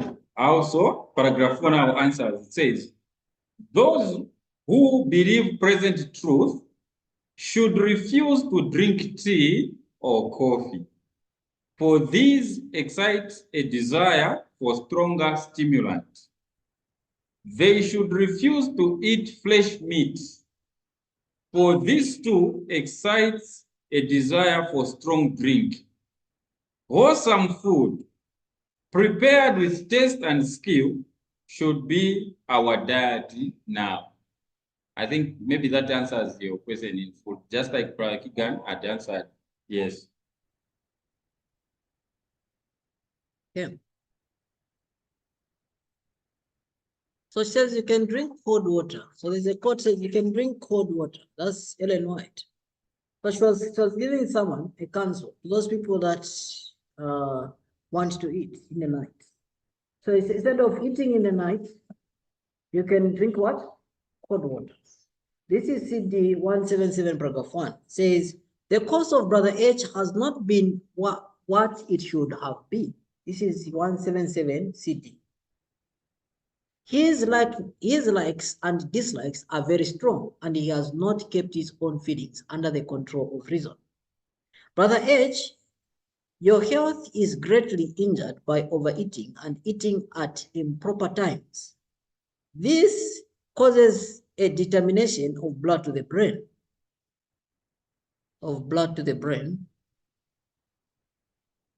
Why am I? Counsels on that and food, page 177, paragraph 1. This causes a determination of blood to the brain. The mind becomes confused. You have not the proper control of yourself. You appear like a man whose mind is unbalanced. You make strong moves, are easily irritated, and view things in an exaggerated and perverted light. Plenty of exercise in the open air and the abstemiousness, that is temperance, abstemious diet are essential to your health. You should not eat more than 2 meals a day. If you feel that you must eat at night, take a drink of what? Cold water. And in the morning, you'll feel much better for not having eaten. So what we get from here says, if you feel that you want to eat in the night, you can drink what? Cold water. So this is not a forcing matter to discard a third meal. That's what Eleanor says. This is 177 paragraph 2 says, with regard to the diet question, this matter must be handled with such wisdom that no overbearing appear. It should be shown that to eat 2 meals is far better for the health than to eat 3. But there must be no authoritative forcing sin. Okay. No one connected with the sanitarium should be compelled to adopt the 2-meal system. Okay. Persuasion is more appropriate than force. Then it says, I eat only 2 meals a day, but I do not think that the numbers of meals should be made a criterion or test, he says. If there are those who are better in health when eating 3 meals, it is their privilege to have 3. I choose 2 meals. Okay, for 35 years, I have practiced the 2-meal system. This is CD 178, paragraph 2. So now we see even King Solomon, remember the apostasy of Solomon, the reason why Solomon sinned, it was because he was practicing eating the 3rd meal. It's a court. There was a time when we made a court, we were given with Gershom to present at a crusade. So we do a health talk or present. So we just mentioned saying, you know, what caused the Solomon to sin? It was because of eating the 3rd meal. And also we mentioned what caused David also to sin is because of what? The bowels. People were upset. They did not actually give us again this Lord present. That was the end of us. This quote, look at here. This quote, this is found from the Pacific Health Journal, the Apostasy of Solomon, August 1889. E.G. White explains how the fall of Solomon began in 3 stages. The first stage is that Solomon was eating the 3rd meal. The second one is alcoholic beverages. Then the 3rd one is polygamy. That is how, these are the 3 things that made Solomon to fall. It begins, I begin to quote, it was customary for the Hebrews to eat but twice a day. Their heartiest meal coming not far from the middle of the day. It was a customary for the Hebrews to eat but twice a day. Their heartiest meal coming not far from the middle of the day, but the luxurious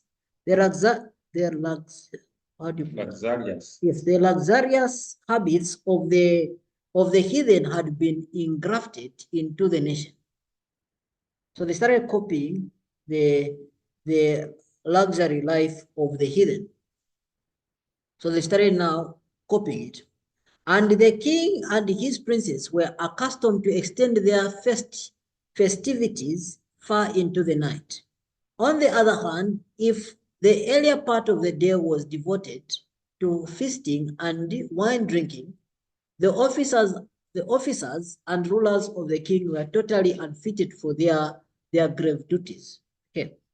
Solomon was conscious of the evil flowing out of the indulgence of perverted appetite, yet seemed powerless to work the required reformation.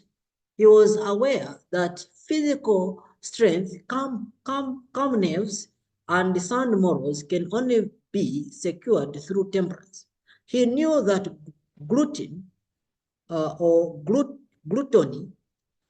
leads to drunkenness, and that intemperance in any degree disqualifies a man for any office of trust.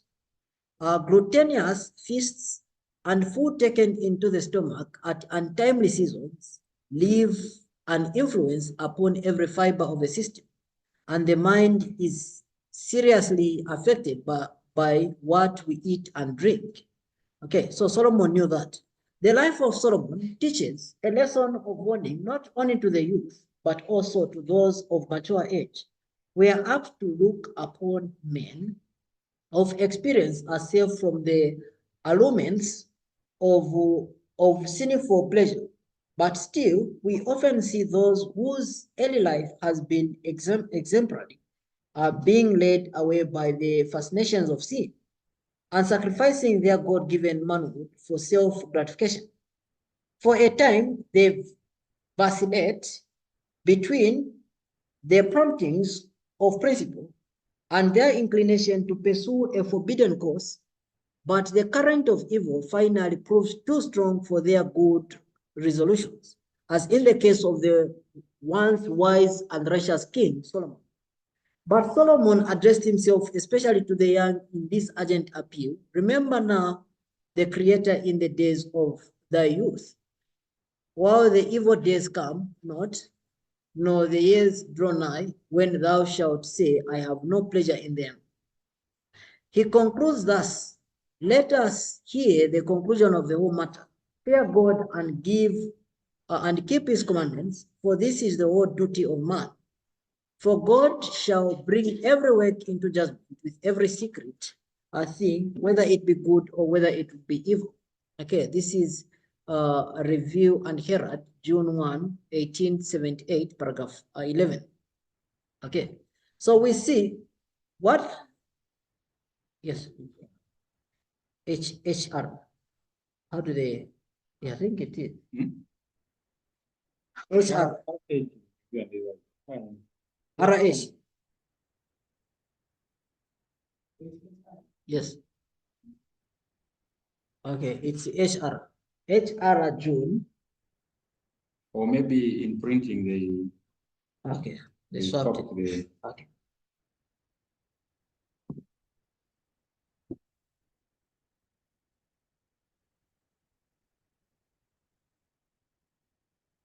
So we see that Solomon also started practicing the habits of what? Of the neighbors by exchanging foods and festivals in the night. Okay, eating the third meal. Actually, it's like much of what is being discussed today, I can relate to some of the things that we passed through. Like you were saying that it was normal for the Jews to know that they were supposed to subsist on 2 meals. Equally, I remember when we were with grandma, you know, where you are waking early in the morning and you are told that breakfast today will only be for those who be in the field, and it is carried to the field. So we all went, and that breakfast was eaten between sometimes 10 and 11 hours. Yeah. So meaning you wake from morning to about 10 or 11, that's when you have your breakfast. Then after breakfast, you rest maybe for 30 minutes to 1 hour. Then 12 hours again, you are in the field. Then by 14 hours, you go home. 16 hours, the next meal is served. Then the normal routine continues like that. So we naturally had 2 meals. Now, what has happened? When we came to town with Dad now, we used to call that life as suffering. Now we went into the town life where you are doing breakfast in the morning here. That is your tea, milk, eggs, and stuff like that. Then in 12 hours, you are doing lunch. Then 17, like I mentioned, you are doing your supper. So you see the variation. Huh? That side, we were using the food that we were eating to work. But in town, we were doing literally nothing but eating 3 meals. So we are not burning the calories, we are not burning the energies, right? And so we called that life, which was healthy food to our body, as suffering. And that which was actually bringing problems to our bodies, we call good life. So we adopted the white man's kind of life and neglected that which was helping us. And eventually, you are able to see that the conditions now started deteriorating. You started getting sick, stuff like that. And I can assure you, those days when we would go into the field and do the farming, we never used to feel cold. I remember the time that I started wearing warm things, rarely so even up to now, is past my grade 12. I would go in June. People would be complaining that it's very cold and they are putting on things that are, but me, I would be just in a normal dressing and I wouldn't feel that cold. I never suffered from pneumonia and anything else. So I found that the body was used to, at least because of certain things that we are doing before that. So though cancer would tell us that when it is cold, you put on something warm and stuff, but I don't know why my body was like that at that particular time. But I remember that it's because of what we used to do. Yeah. So we see that this lesson now is helping us, like now, understand, not where we are just guessing to say, okay, just because we don't have money, then we resort to 2 meals. Yeah. Then the last point I want to make is where Brother Keagan has said that kings eat foods that are out of season. I think that's what at the exchange foods that are out of season. You'll be able to see that a king of Britain would say, okay, here we eat apples. The king of Africa will say, here we eat mangoes. You send mangoes to Europe, which may be out of season for those guys. And then the other guy sends the apples here, which may be as well be out of season for this guy, which is here. That was for the kings. But today, everyone is a king in their own right, because everyone can go to buy junky foods anywhere. They are affordable. You remember there was a time when it was only those that have money that you can see patronize these fast foods. Huh? But today, they have been made so cheap that everyone, because me, I'm like in the business that I am in, we even take families, they just go to eat supper at Hungry Lion. You ask the madam, why can't you, here what you are buying is worth maybe 3 chickens, and you guys, your family can consume just 1. Why pay for 3 chickens that have been badly cooked when you can prepare your own? All she will say is that I'm too lazy to cook. I can't be cooking. Things are easy. So you find that today they will be at Hungry Lion. The other day they will be at Debonias for pizza. The other day they will be at Mag and Bean. The other day they will be at steak and whatever they are chisanyama. You hear that, right? So they'll just be changing the kind of foods that if today they tested this, just to make it more like but all in all, those are what? Junky foods. And also look at what is happening.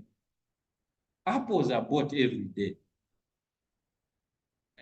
Oranges are also bought every day. So it means we don't understand also the foods that are in season. You see? So what helps us is the season we are in. Look at us now. Mangoes are on the market. There is what you call masuku, and all these other funny things that come from there. Those are things that are in season. But you still see people go for those that are out of season. Even when inspiration tells us that it is like having a, like in this room, you put your aircon where it is heating and cooling at the same time. So that's what we do to our bodies. We eat foods that are supposed to heat our body, and at the same time, we eat foods that are supposed to cool our body. So we confuse our body. In short, you see, when you follow inspiration saying that we are lukewarm, everything is pointing to even how we eat. We are trying to produce things that are neither hot nor cold. Yes, in our lifestyle, we are everything but lukewarm. Yeah, so we now begin to understand. I'm sure you have observed, eat groundnuts, fried groundnuts in October. Let me know if you will sleep at night. You'll be sweating. You'll be sweating. Have you ever tried that? You try. You try. Like as it is hot now, go and have some groundnuts. You will see what happens in the night. You will be sweating. You see? So you imagine you eat that and then you eat mangoes. So the mangoes are supposed to help you in this season. And then you eat things that are supposed to heat your body. So at the end of the day, the body now wants to, it doesn't know whether it should stay lukewarm, it hot or cold. At the end of the day, now it balances what you have eaten, the cold. So we are, you see, these are things that now we are failing even to appreciate what God is teaching us. Thank you. Okay. We are supposed to end our time. You just have about 23 minutes more. Okay, yes, brother. Okay. Okay, there's a hand from Go.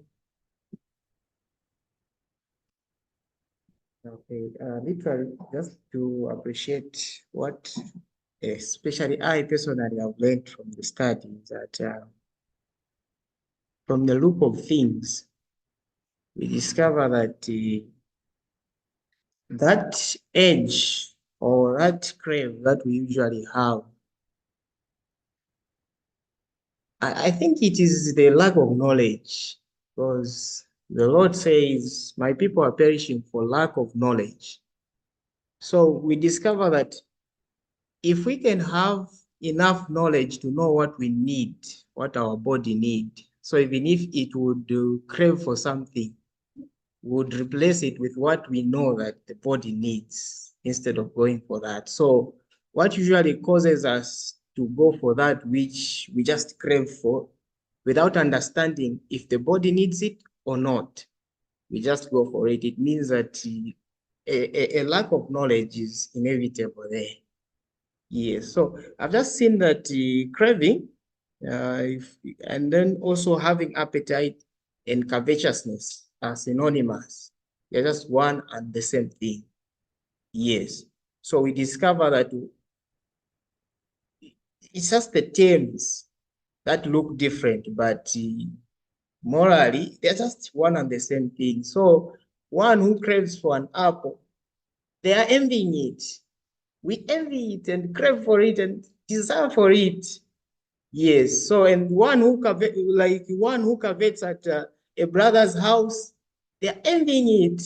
They want it when they don't need it. So one who covets after a brother's wife, they envy her and then crave for her, but when they don't need that same woman, you see. So these are the things that we saw maybe from our brothers, like the way you described about David, about Solomon. So we discover that the reason why they are put in different terms, it is because they happen like in a chain.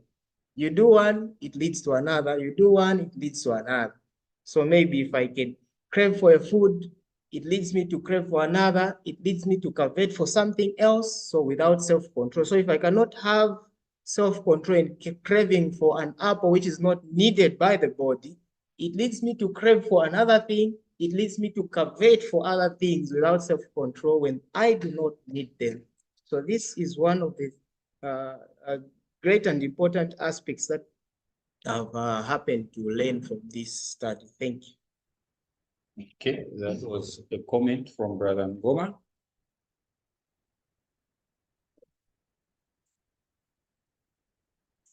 So I know you've gotten the comments. Any comments? Any more comments? Comments for those online?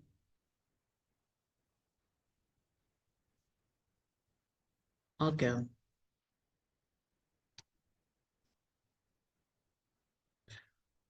So you remember the prayer thought. The prayer thought says that we should attend to the ways of God because they are what? Health to all our flesh. They are life-saving to all of our flesh, not our spirit, not our mind, but to all of our flesh. So that's what most of the counsel that we read. What we learn is not only for the mind or the spirit, but it's also for our physical body.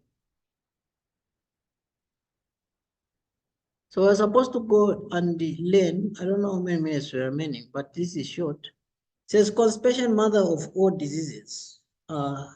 Victor Houteff put this in his entering words because he knew that constipation is the mother of all diseases. That's the reason we chose the GIT, because the GIT, particularly constipation, is the mother of all conditions, all diseases.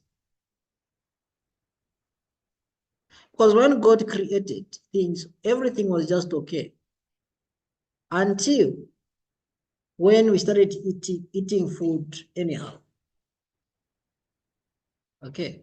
So let us read these references. Chronicles, 2 Chronicles, chapter 21, verse 15 and 19.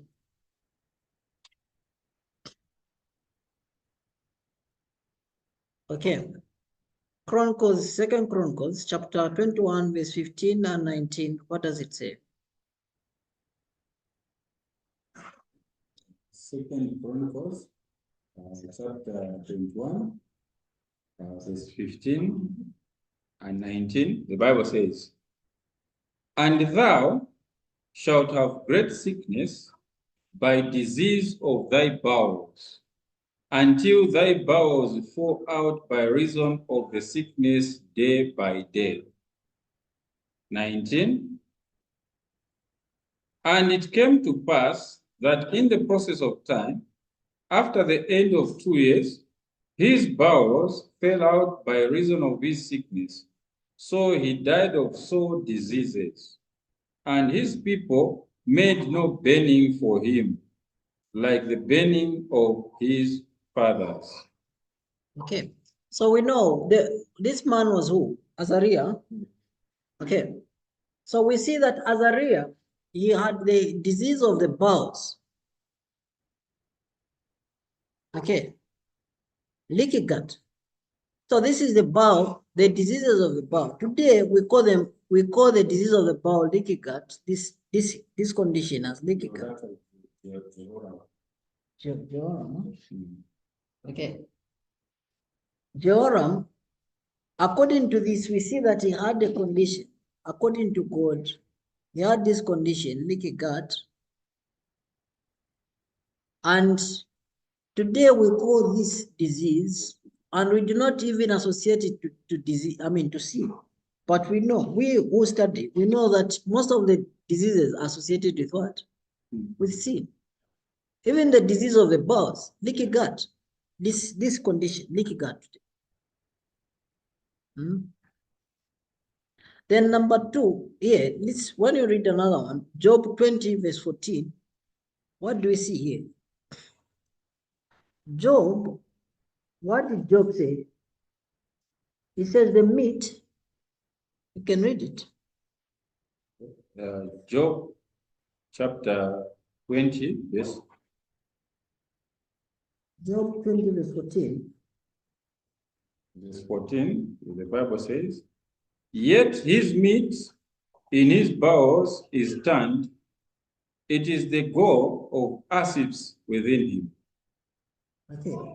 So we see that the meat, most of people, those people that complain in the stomach, we know there's what you call, if those people that eat too much of meat, they have what you call colon cancer today.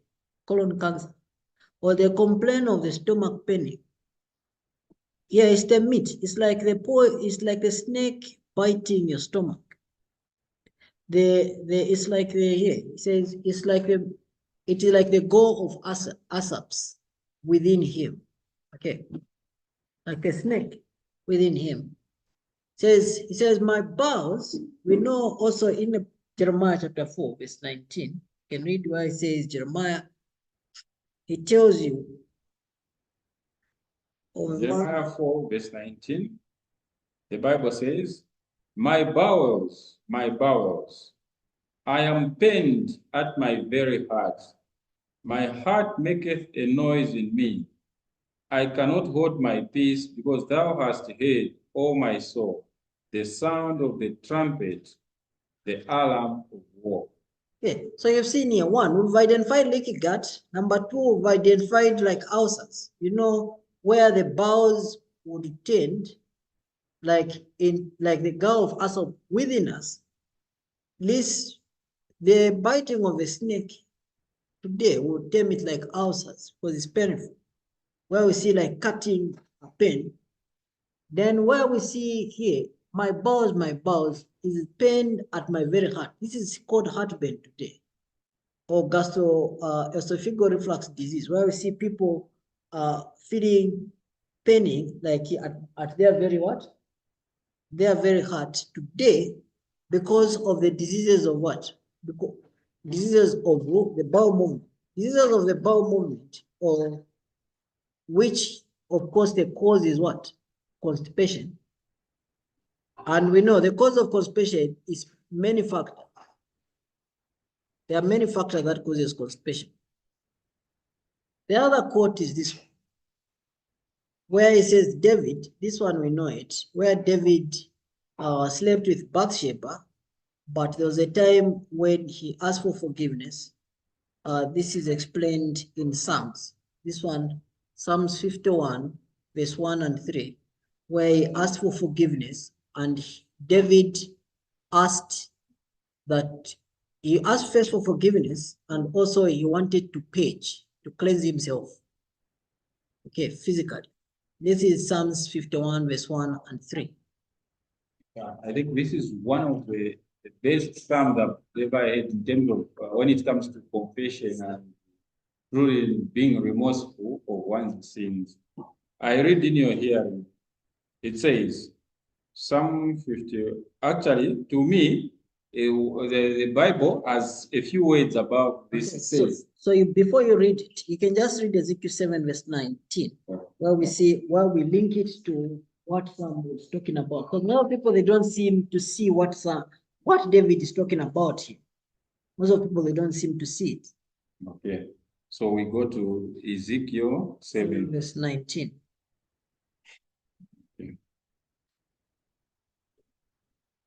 Okay, Ezekiel 7, verse 19 says, they shall cast their silver in the streets, and their gold shall be removed. Their silver and their gold shall not be able to deliver them in the day of the wrath of the Lord. They shall not satisfy their souls, neither fill their bowels, because it is the stumbling block of their iniquity. Okay, you've gotten it, huh? The wealth. This is describing wealth. Okay, so we see that here. This is verse 19, where it says that they have silver and many other things, but they shall not satisfy their souls, neither fill their bowels, what in the day of judgment, because it is the stumbling block of their iniquity. What is the stumbling block of their iniquity? What is it? Huh? It is the world. It is a stumbling block of their iniquity. You see me? So it tells you saying the wealth, and the reason to why they have the wealth is to feed, to eat. The daily routine, to feed their bowels, to feed their bowels. And God, during that time, there will be a time when they shall not see all these things, because it is a stumbling block of their iniquity. And look at now David. What did David say? He knows that wealth, most people who are wealth, they tend to feed their bodies. They tend to break the what? The law of God. Then David touched at the very core of the cause of the sin that he did with Bathsheba and eventually killed Uriah. Okay, so what does it say? So, to the chief musicians, a psalm of David, when Nathan the prophet came unto him after he had gone into Bathsheba. So David wrote this song after he was rebuked by the prophet Nathan. Okay, now we hear what he says in verse 1. Have mercy upon me, O God, according to thy loving kindness, according unto the multitude of thy tender mercies, blot out my transgressions. I go to Verse 2. okay. Wash me thoroughly from mine iniquity and cleanse me from my sin. Verse 3.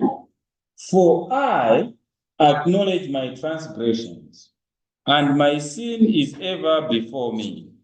Verse 4. Against thee only have I sinned and done this evil in thy sight, that thou mayest be justified when thou speakest, and be cleared when thou judgest. I go to verse. Okay, but why it says page me with hyssop? Verse 7. Purge me with hyssop, and I shall be clean. Wash me, and I shall be whiter than snow. Okay, so we see that David is recognizing his sin, and it tells God that he should be cleansed dually, but first his physical body, and later on his spirit. Okay, that's what you notice from here. He was to be cleansed both his spirit and his physical body with hyssop. Page it. That is the solution of constipation. It's a solution. That's the reason Victor Houteff, even other quotes here, Victor Houteff tells you this is entering wage. Let me just read this one. It says there's a certain man called Dr. Jimiason. He says of New York City, cited, says if we would keep the bowels and stomach clean, we would avoid every ill known except those due to accidents. You understand? He says, if we would keep the bowels, the bowel movement, the bowels, stomach clean, we would avoid every ill disease or ill condition known except those due to accidents. Education in health principles was never more needed than now, notwithstanding the wonderful progress in so many lines relating to the comfort and convenience of life. Okay, let me just read this one also. From council, no, this was just a quote from a Jameson. Entering which page 18, paragraph 4, it says, constipation is one of the commonest diseases that one brings upon himself by erroneous eating. And constipation in itself is the cause of a number of diseases, as is malassimilation. Okay. Man is not naturally subject to constipation. No, not any more than is water means subject to what? To plugging up, if nothing but water is put through it. The only thing the manufacturer ever intended that should be put through it. We should not overlook the fact that Noah lived 900 years of good happy life, and that we have no record of his having had to take a colonic irrigations or enema to undergo an operation, rather than resort to artificial means for cleansing now and then. Why not eat the right kinds of food? The kinds that keep the bowels clean every day of the year. Moreover, a balanced diet will not only keep the bowels free from toxic material and gas. Okay, but will supply the entire system with the necessary minerals and vitamins, without which no one can keep well and considerable length of time.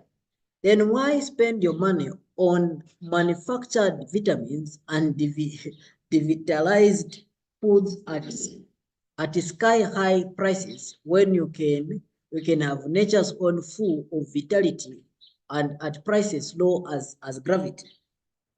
Ever remember that artificial nutritives are not better than artificial arms or legs. Okay.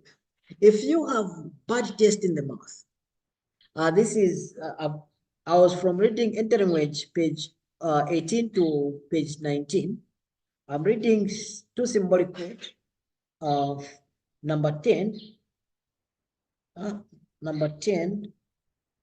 page 15, paragraph 1 and 3. It says, if you have bad taste in the mouth, a coated tongue, or headache, or that tired feeling and alleged symptoms in the morning, let that remind you that you have taken too much of dinner, perhaps too much variety, too much soluble starch, cooked starch, or too much commercial sugar, which has burdened the liver by direct absorption of by fermentation.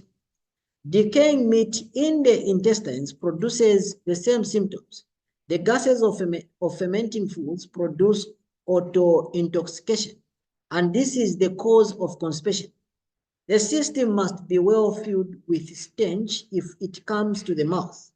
Unfired potato and root salads cannot ferment.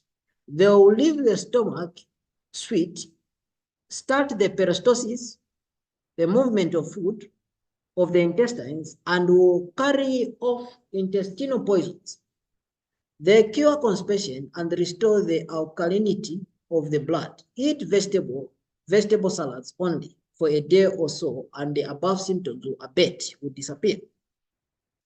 The fiber of vegetables, the cellulose of rye, and the numerous seeds of figs promote intestinal peristalsis, unfired foods, and the proper therapy by Geo Drews. This is Victor Houteff quoting pages 202, 203. Okay. The last one, it says, to overcome, this is Entering Wage, page 44, paragraph 1. It says, to overcome poor digestion, drink warm water an hour before and 2 hours after meals. Eat slowly and thorough masticate. I think I read this one. Okay, this one I read. I can read this one. Okay. Anyway, these are.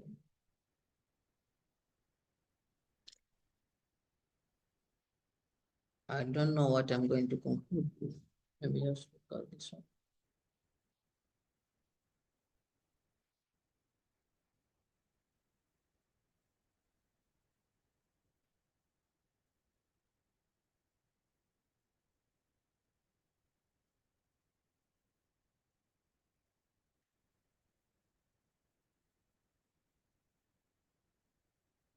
Because one of the most common causes for various diseases is constipation. This is body code, page number 16, page 5, paragraph 7. It says those who One symbolic code. yes, one symbol.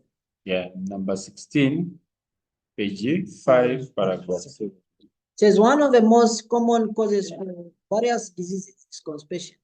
Those who desire to keep well should not let a day pass by with less than 2 good bowel movements. Okay, it is better to take any drug, okay, laxative, than to allow the system to get filled with poison. However, one need not use harmful drugs when he can obtain a remedy which would be practically harmless. An enema is a good colon eliminator in an emergency. Okay.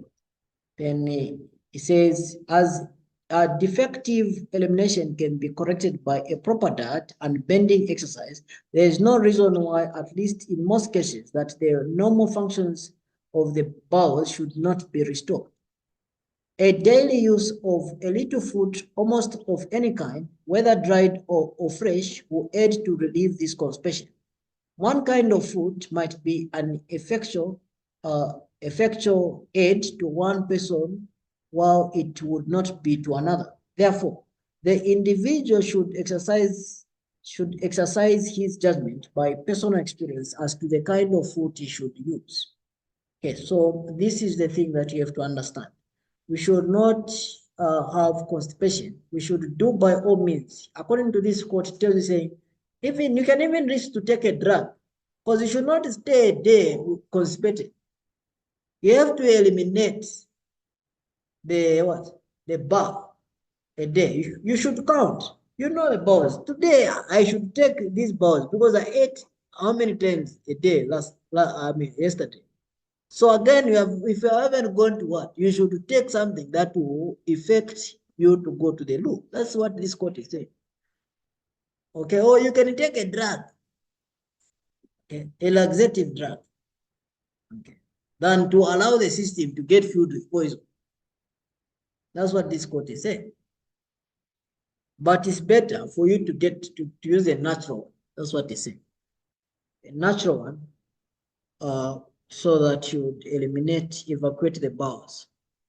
So with this mark the end of the gastrointestinal tract, then you can share this article with them because it was a long one. Yeah, they can read on their own. Constipation is a mother of diseases. We looked at a lot of them so far from the time we began. Any questions and contributions thus far? Hello?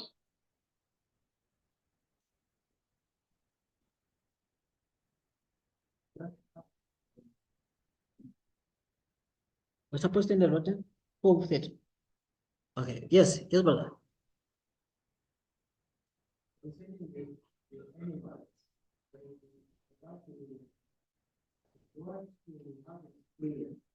Okay, Brother Ngoma has a question saying concerning the enemas, he would want to have it clear.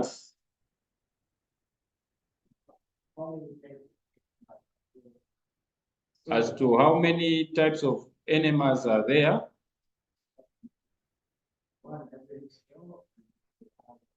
Okay, so that in case the one doesn't help, you use the other. Like those, let's say those who can afford users by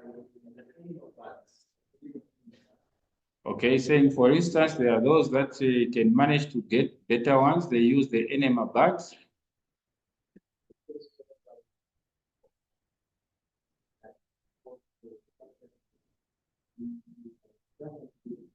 Okay, and there are those that cannot afford. You call them outer courts. There are those that are in the outer court. What kind of enemas can they use? Thank you. Okay, so it's asking the types of enema. Oftentimes, when you go and say, I'm going to buy an enema in the drugstore or a pharmacy store, they're going to give you a solution. That's what they do. They give a solution. They're not going, unless you specify, say, I need an enema bag. So I mean, there's a difference between enema and enema bag. Okay, so today, the pharmaceutical industry, they know that most people are constipated. They've made a solution called enema. A solution. That solution, they put in an enema bag. You understand? Okay. So if you steer the enema, according to medical terms, they are referring to the enema solution. This enema solution is simple. Enema you can use even water, but I thought you mean, let me just assume saying you made the enema bag. That's what you meant. You thought the enema types of enema bag and enema bag and enema bag. Okay, because the types of enema, Enema is enema. You can use water, just normal water added. If you want, you can just use normal water, cold water. It will be enema, as long as you are putting in the anus, the rectum, just water. If you desire, you can add salt to. If, for instance, if I use water, it means I'm just simply what do you call, depending what you want to achieve. If I want to evacuate the stool from the colon, I'll use things that will, like in medicine, we call adjuvants. Adjuvants are things to help to reach your objective. So the adjuvant in this case, it will be one. You can add a bit of cayenne, because cayenne, the stomach will respond. Understand? So if in your water, you've put a bit of cayenne, the stomach is going to respond, or you make the water cold. Okay. Number two, if you want to feed your colon, okay, you can put food. You can put food, such as others, they use fenugreek. I don't know if you've heard of fenugreek. Or any food that you know. Or bondwe. Let me check bondwe. Amaranth. There are two types, hybridus and spinoceous. The white amaranth and the red one. There you can, if you want to feed such a person, you can boil bondwe, amaranth, and put in an enema. You are feeding that person. You use as warm. So enema is not limited, so to speak.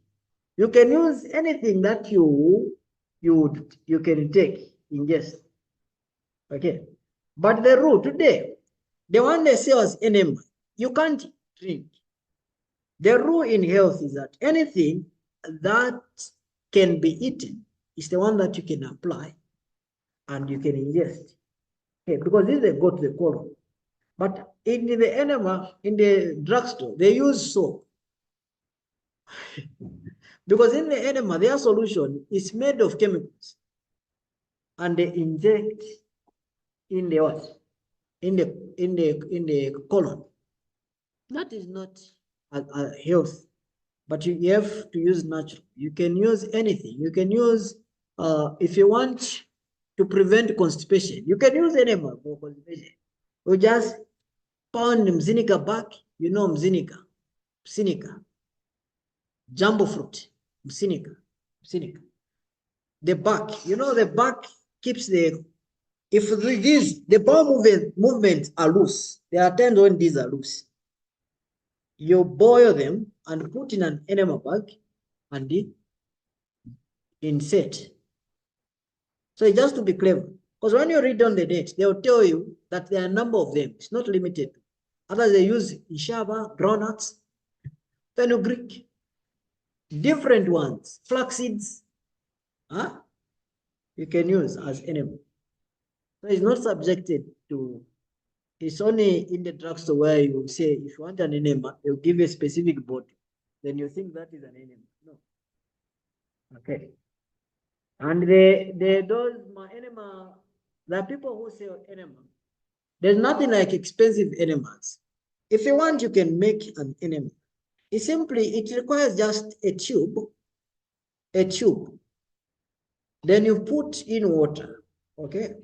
A tube that can connect you into the rectum. So if you have a jar like that, then you have connected the tube. So you can put that solution that you would have made and put into, okay, and you lock it with a peg. You lock a tube, and you insert that tube. Okay, you can insert it, a tube, how many inches? Yes, centimeters. It could be, no matter, it depends, because sometimes others they have a block stool. You're blocking up. So that is true. Because you know that the colon, the enema can go even 5 centimeters. It can go in the colon. Yes. Can go 5 centimeters or even 10. So it's to use wisdom. Sometimes when, for instance, there's two that has blocked here, it's here. So if you insert it into 2 inches, it will not surpass. You need the water to push. You have to act like a plumber. But plumber of what? Of the septic tank of the column. So sometimes you put the enema here, then the stew is here. It will not, and the rest is compacted. So you can push it further so that the stew which is hard here, which has hardened, is here. So you need the water to push, okay, from, what do you call it? From the bottom, from the top, from the bottom. Huh? You need the water to push from the bottom so that it is pushed out. That's how you use the enema. Then the stew will come out. Because oftentimes what causes conspiracy, those people, there's often a hard stew that blocks like a stone. Once that one comes out, then the rest will come out. The position. Oftentimes, it depends with the, these guys, when you are putting an enema, they have a tendency of others, they block, manga, these are muscles. They can harden them. So they have to relax. They have to relax. The client has to relax. Then oftentimes they have to raise one leg, because once they raise one leg, they are opening here. Okay. Because the bending position sometimes is to not, but once they raise here one leg, this leg or this other leg, they can raise it and put. You put off. Which is the best side to lie, left or right? Any side, but as long as you are raising a leg, yes. Because if you raise this leg, there's no way for you would, what do you call? Your muscles will contract. Yes, contract and squeeze, prevent the enema from entering. So even the babies, you do, because I can make people to do, or you can make them to do on the bending position. But the others that know how to use these muscles, they can hold. Then you're failing to put it, to insert it in. So you have to make them raise either this leg or this other leg, or they can sleep but raise with one leg raised. Understand? And you insert. You shouldn't be scared anyway. Then after you have insert, that's when you open. Then you see that the water is flowing. It flows until it flows. You should not be scared, because the colon is 11 times your height. So much water can enter there. So the common enema is 2 liters. 2 liters of water can enter. After that, you tell the client to hold the water. The client can hold the water. After they hold the water for a while, so that the water collects. Then now, they can even hold the water for 30 minutes or 5 minutes, depending what you want to achieve. Then they go and sit on a pan and evacuate. So it's cheap, you understand now? It's very cheap. You can make your own enema. Okay. I've gone beyond it. Yeah, okay, the challenge is just charging these ones. Okay. Yes. To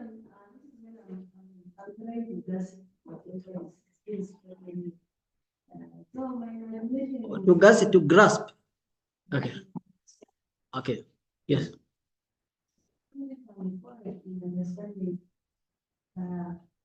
Okay, Sister Deborah is saying that this is the time that she's trying to grasp what has been taught, and she has something that she wants to say, whether what she has understood is, or what she's thinking about is correct. So Yes, enema bag, correct. Or enema bow. It depends. It can be a bag, it can be a bow. You understand? So a bow is in case of you have made that a jar. put a tube, it becomes a what? Enema jar. Understand? Yes, correct. Yes, they have.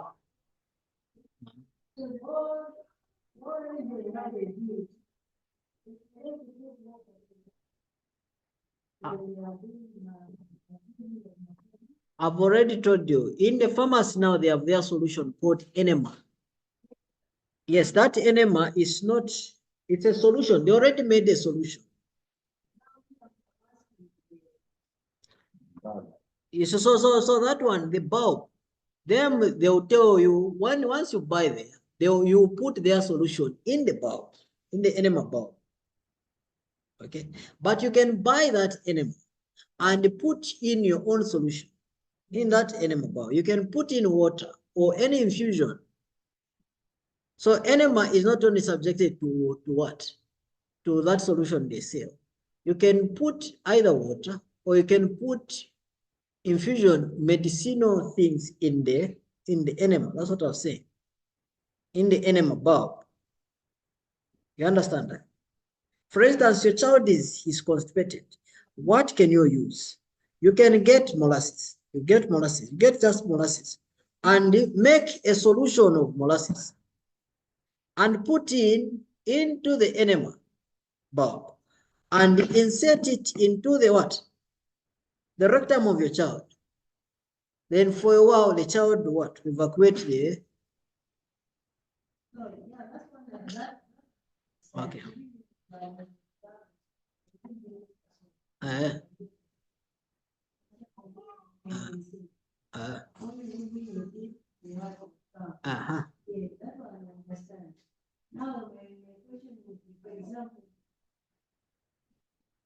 Tomato.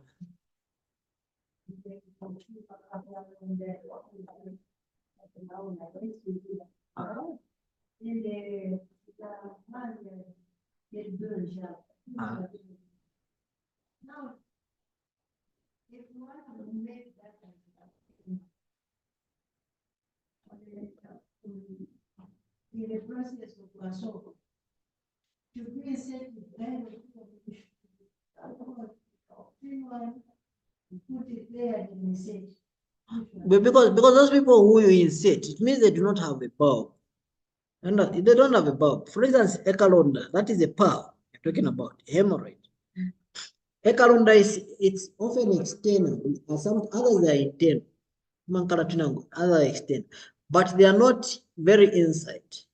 You know, the pearls are veins here that get swollen here, the anal veins, fecal veins. So there, the sap of or the chlorophyll of tomato can work when you pour or when a person sits in water.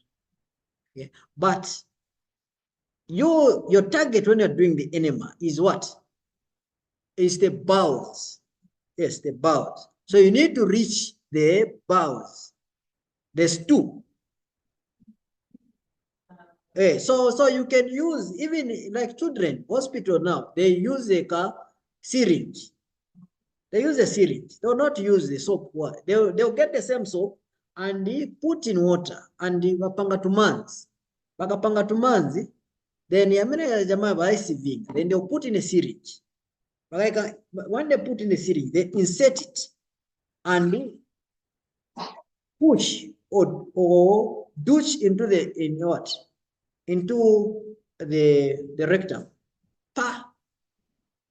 A small syringe for a child, they do that, or that big syringe, because the biggest syringe they have, I think, is even 5 mils. They do or even elderly ones, they use a syringe. So you can buy either a syringe or use the enema bulb or enema bag. Not the olden one. It's an old method for putting a soap where they will make a soap, they'll make it long and insert it. It means they do not have what? The enema bulb. So they are using initiative.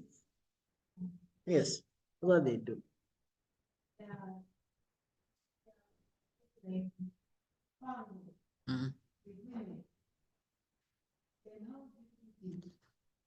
Fungo. Close it.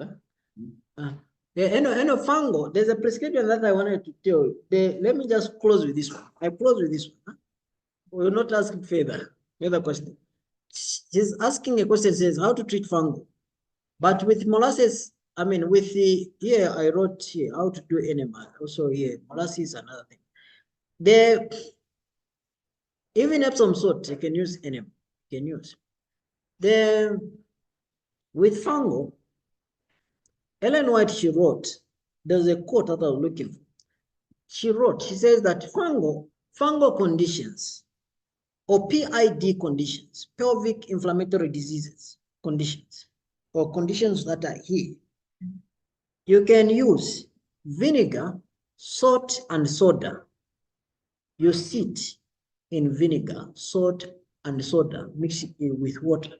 You put a teaspoon of salt or tablespoon of salt, then you have half teaspoon of soda and a tablespoon of vinegar.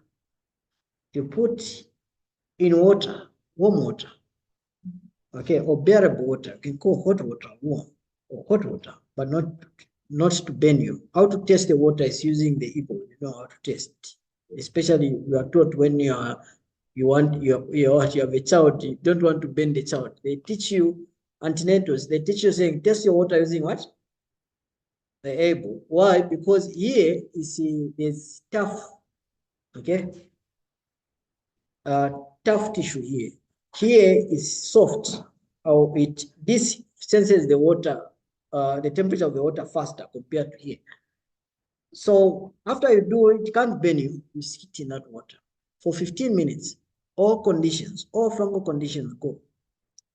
That is the solution Ellen White she was using. You do a sitz bath for 15 minutes. You sit in that water. You know, vinegar removes mold, all fungal conditions. Soda also, salt, then in water. Or pain of here. Okay, pain for here, ground pain, back pains, all those things. She was using that as a sitz bath.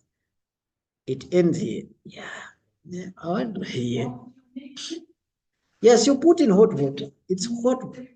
Yes, vinegar, salt, and soda. Yes, correct. That's what Ellen White used to do. And I've been recommending to people. They see, even pregnant women, because pregnant women, you can't take any other thing. You use just that. They sit. Because pregnant women, is common in pregnant women to have fungal conditions. You know that? Okay. So once they do that, they sit in water. They feel comfortable. And those conditions that they have, they go. Okay. I hope that answers your question then. Thank you. Okay, so those that have these bigger phones, I'll be able to share, isn't it? Yes, we'll share this lesson so that now you'll see, like the questions you're asking of how to prepare what to use in the enema, they are there, isn't it, Brother? Yes. So we'll be able to share. Brother Ngoma, I hope yours is now, yes. Yeah, because I remember Sister Deborah's was down. It's still down, right? Yeah. Okay, so then we'll do likewise. I'll see, because in the evening we still have the monthly Bible study with Dr. Jones starting at 18. So if I don't do it today, I'll possibly remember to do it during the week. So, okay, at this time, we are going to ask Sister Leandro to come forward and to close for us in prayer.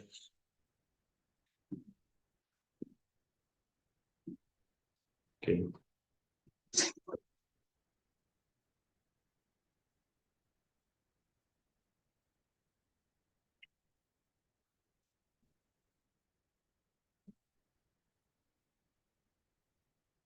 We are praying. Our gracious Heavenly Father who dwells in the Most High, we kneel down before you to say thank you so much for the time that you had given unto us to learn of your holy words, to learn words that will make us fit and healthy to our bodies, May you please give us that desire, Lord, to care for our bodies according to the way that you want us to live. For this, Lord, you are not commanding, but it is our humble prayer. We pray that as we are going for a lunch, be with us and continue to give us the burning desire to learn of your holy words than before, and to continue to look to you than before. We pray this in the precious name of our Lord Jesus Christ, as we are looking forward for the pre-millennial kingdom and for his second coming. Let your will be done to our prayer. In Jesus' name, once more again, we pray. Amen. Amen.